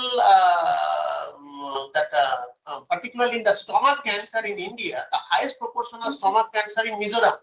And this, if you PVCR, that age-adjusted incidence rate, if I'm not wrong about it, is almost close to the Japan. Okay, so most important, the challenging part of there, and then another one important thing about that, their bamboo should get way of taking the food, particularly smooth. That may influence about that and that microbiota, and that will affect the different kind of diseases. Because esophageal cancer is more high in Northeast population as compared to the other part of it, particularly in the Assam, because the way of taking about that the betel quid, how they consume. Last one. Yes, sir. One more last sir. Sir, there is one more question. This would be the last question. Sir, as studies have proven that there are differences in the gut microbiome present in healthy person and the person with some diseases.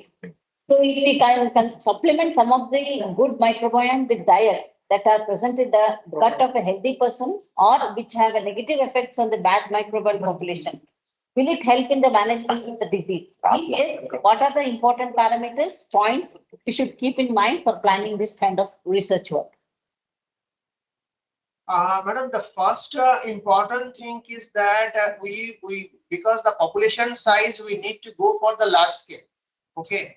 And if we find it out about that in particular Adi and Apatani tribe, one particular bacteria's proportions is high, that may be causes about the different diseases. If you want to go about that particular bacterial abundance, particularly by the real-time PCR, and then we can change the formulation about the food and you will try to encourage them about this lifestyle.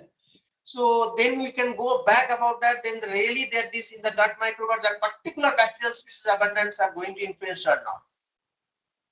Sir, I would supplement through the fecal microbiota transplantation can be one such example, provided ethical clearance and other side effects are examined. But I don't know how much it is, sir. Actually, this is possible in the mainly in the cities, but I don't know PMT how much is possible about no, because fecal microbiota transplantation is successful for IBD, IBS, right? Yeah, true. So but particularly these tribal populations and all these things, how much it is possible, we don't know, because even though Tata and all these things, they established about the cancer center in Northeast and they are going to use that particularly chemotherapy and immunotherapy also. But what we observed about that when I am working in the BBCI Guwahati, because most of the childhood leukemia patients, they are going to receive the chemotherapy, they are going to express about the different kind of resistance antifungal organisms. Sorry, the antifungal resistance fungi, and very short time they are going to die because none of the treatments are working. And it's clearly mentioned about that there are a lot of literature the gut microbiota achieving the drugs also. So fetal microbial transplantation, it is a good because you have to healthy fetal microbiota to collect it and the donor has to be there. That will be used for the further study.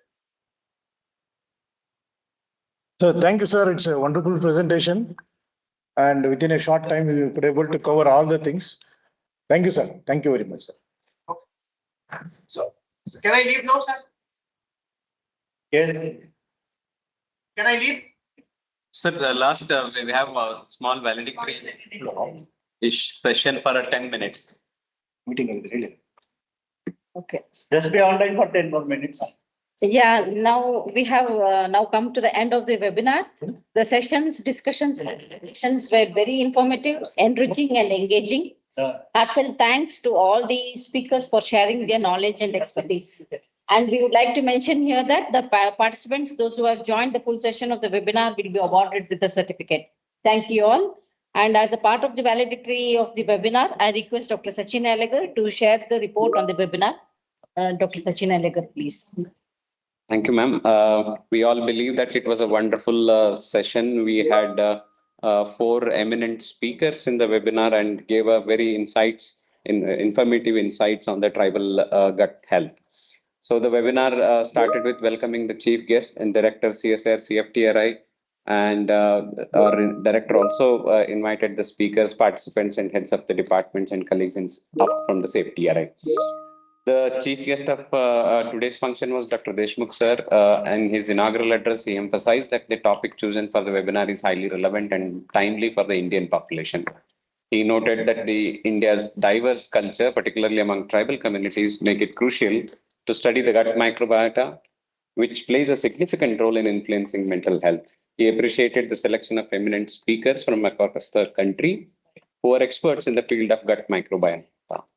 He also expressed a hope that the topics covered in the webinar would inspire researchers to enhance research focused on the tribal communities of India, We truly believe that these 4 talks would encourage some of these young minds who have attended these webinar in taking up the research in the one of the important aspect of Indian tribal gut health.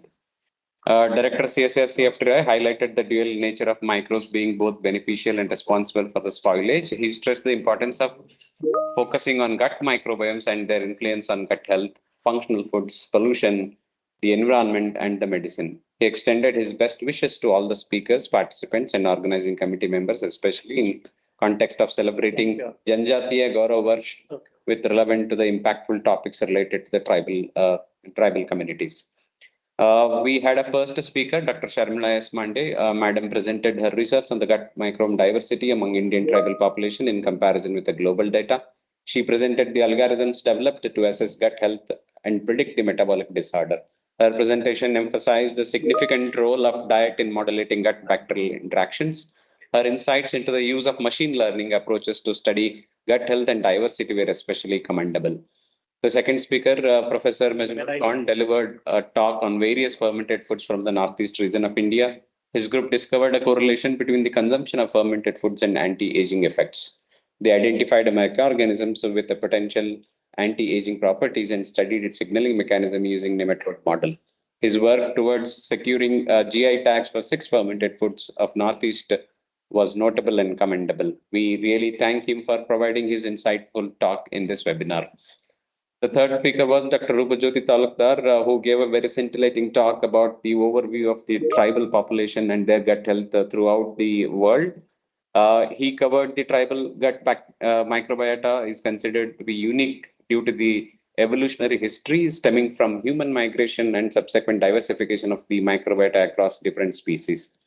It's a field of study that is gaining traction with researchers exploring the Indian gut microbiota, which is estimated to have a high diversity. He also spoke about the factors that shape the Indian tribal microbiota are primarily the diet, which is rich in carbohydrates and fiber. This diet leads to the predominance of Prevotella bacteria.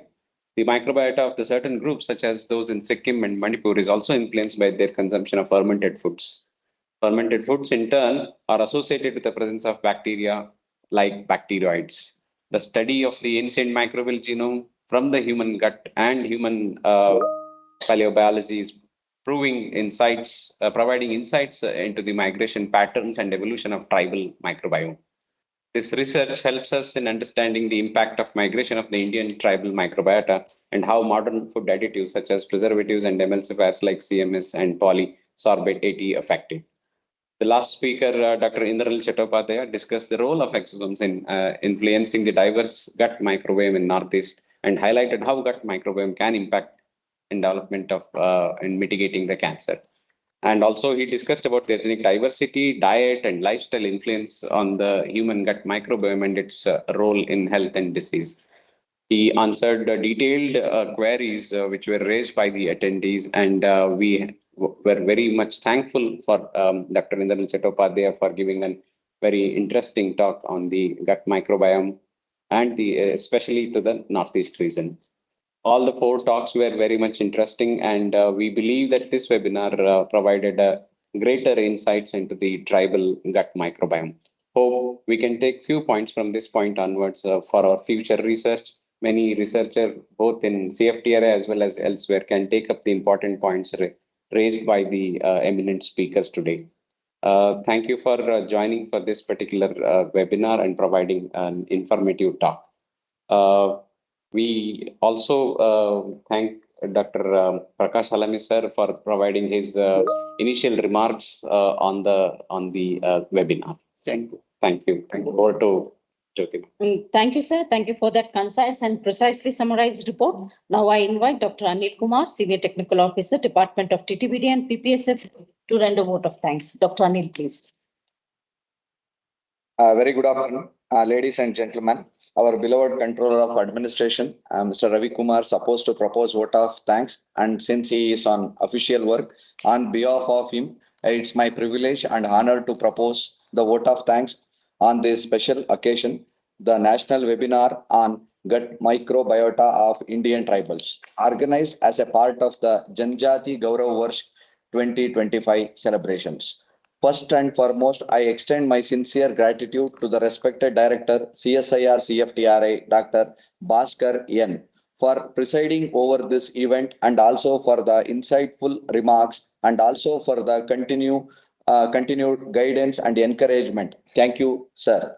I am deeply honored to thank our chief guest, Dr. A.M. Deshmukh, President of the Microbiologist Society, for accepting our invitation and being a co-organizer of the event. Thank you for your gracing the occasion with your presence. On behalf of CSIR-CFTRI, I extend heartfelt thanks for your valuable address and for collaborating with us in organizing this important webinar. Thank you, sir. A special word of thanks to Dr. Sridevi Annapurna Singh, former Director, CSIR-CFTRI, for her unwavering support and guidance in making this event possible. Thanking you, ma'am. We are also immensely grateful to our distinguished speakers whose contribution to today have enriched us with knowledge and sparked meaningful discussion. Dr. Sharmila S. Mandre, Advisor, TCS Research, Tata Consultancy Services, Pune, and Ayush Distinguished Scientist Chair, Ministry of Ayush. Dr.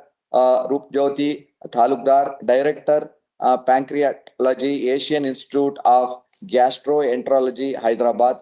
Dr. Anil Chattopadhyay, Associate Professor, Central University of Tamil Nadu, Tiruvallur. Dr. Mujibur Khan, Professor and Head, Life Science Division, IEA SST, DST, Government of India, Guwahati, Assam. We are truly honored by your presence and thank you for generously sharing your time and insight and expertise. Further, we also thank Dr. Yogesh Sochesar, Director, SKN Research Trust, Bangalore, for joining the webinar. Due to his urgent commitment, he could not deliver his talk. Hope we get an opportunity to hear his talk in future at CSIR-CFTRI, Mysore. I would also like to extend my sincere thanks to Dr. Prakash M. Halami, Chief Scientist and Head, Microbiology and Fermentation Technology Department, CSIR-CFTRI, and also the Nodal Officer for Jan Jatiya Gaurav Varsh celebration at CSIR-CFTRI for his consistent support, leadership, and dedication in organizing this event. Thank you, sir. Thank you. Special thanks to our moderator, Dr. Suresh Kumar, sir, Dr. Purnima Priyadarshini, ma'am, Dr. Sharma MVRK, sir, Dr. Sachin Ilaigar, sir, and Dr. Mamta SS, ma'am, of CSIR-CFTRI, for seamlessly guiding us through the sessions and facilitating the discussion. I also wish to acknowledge and thank all the heads of the department and the team from the various divisions of CSIR-CFTRI, including Directors, Secretariat, ITS and CS, PMC, TTBD, INP, EMM, CCM, Agri-Horticulture, Canteen, COSR, Administration, Finance and Accounts, and Stores and Purchase for their invaluable help and behind the scenes supports. To all the participants who registered and joined us today, your enthusiastic involvement made this webinar a grand success. Thank you for your presence and engagement. Last but not the least, heartfelt thanks to organizing committee members, Dr. Shyam Garud, Convener, Jan Jatiya Gaurav Varsh, Ms. Jyoti ma'am, K. Sri Vidya ma'am, Kusuma madam, Mr. Punil Kumar and Manohar MSR, and also our photographer Chetan for their coordination and tireless efforts in ensuring the smooth conduct of this event. Thank you all once again. Thank you all once again. We will be sending the certificates shortly after collecting the feedback from the respective participants. Thank you all. Thank you. Feedback, mention feedback there. Any feedback they can send? Feedback there. Yeah, the participants are requested if any feedback, you can send us through mail. In fact, but during registration, we had posted the email ID. To that email ID, you can post feedback. Thank you. Thank you. Thank you, everyone. Thank you. Thank you. We are closing the session now. Thank you, sir.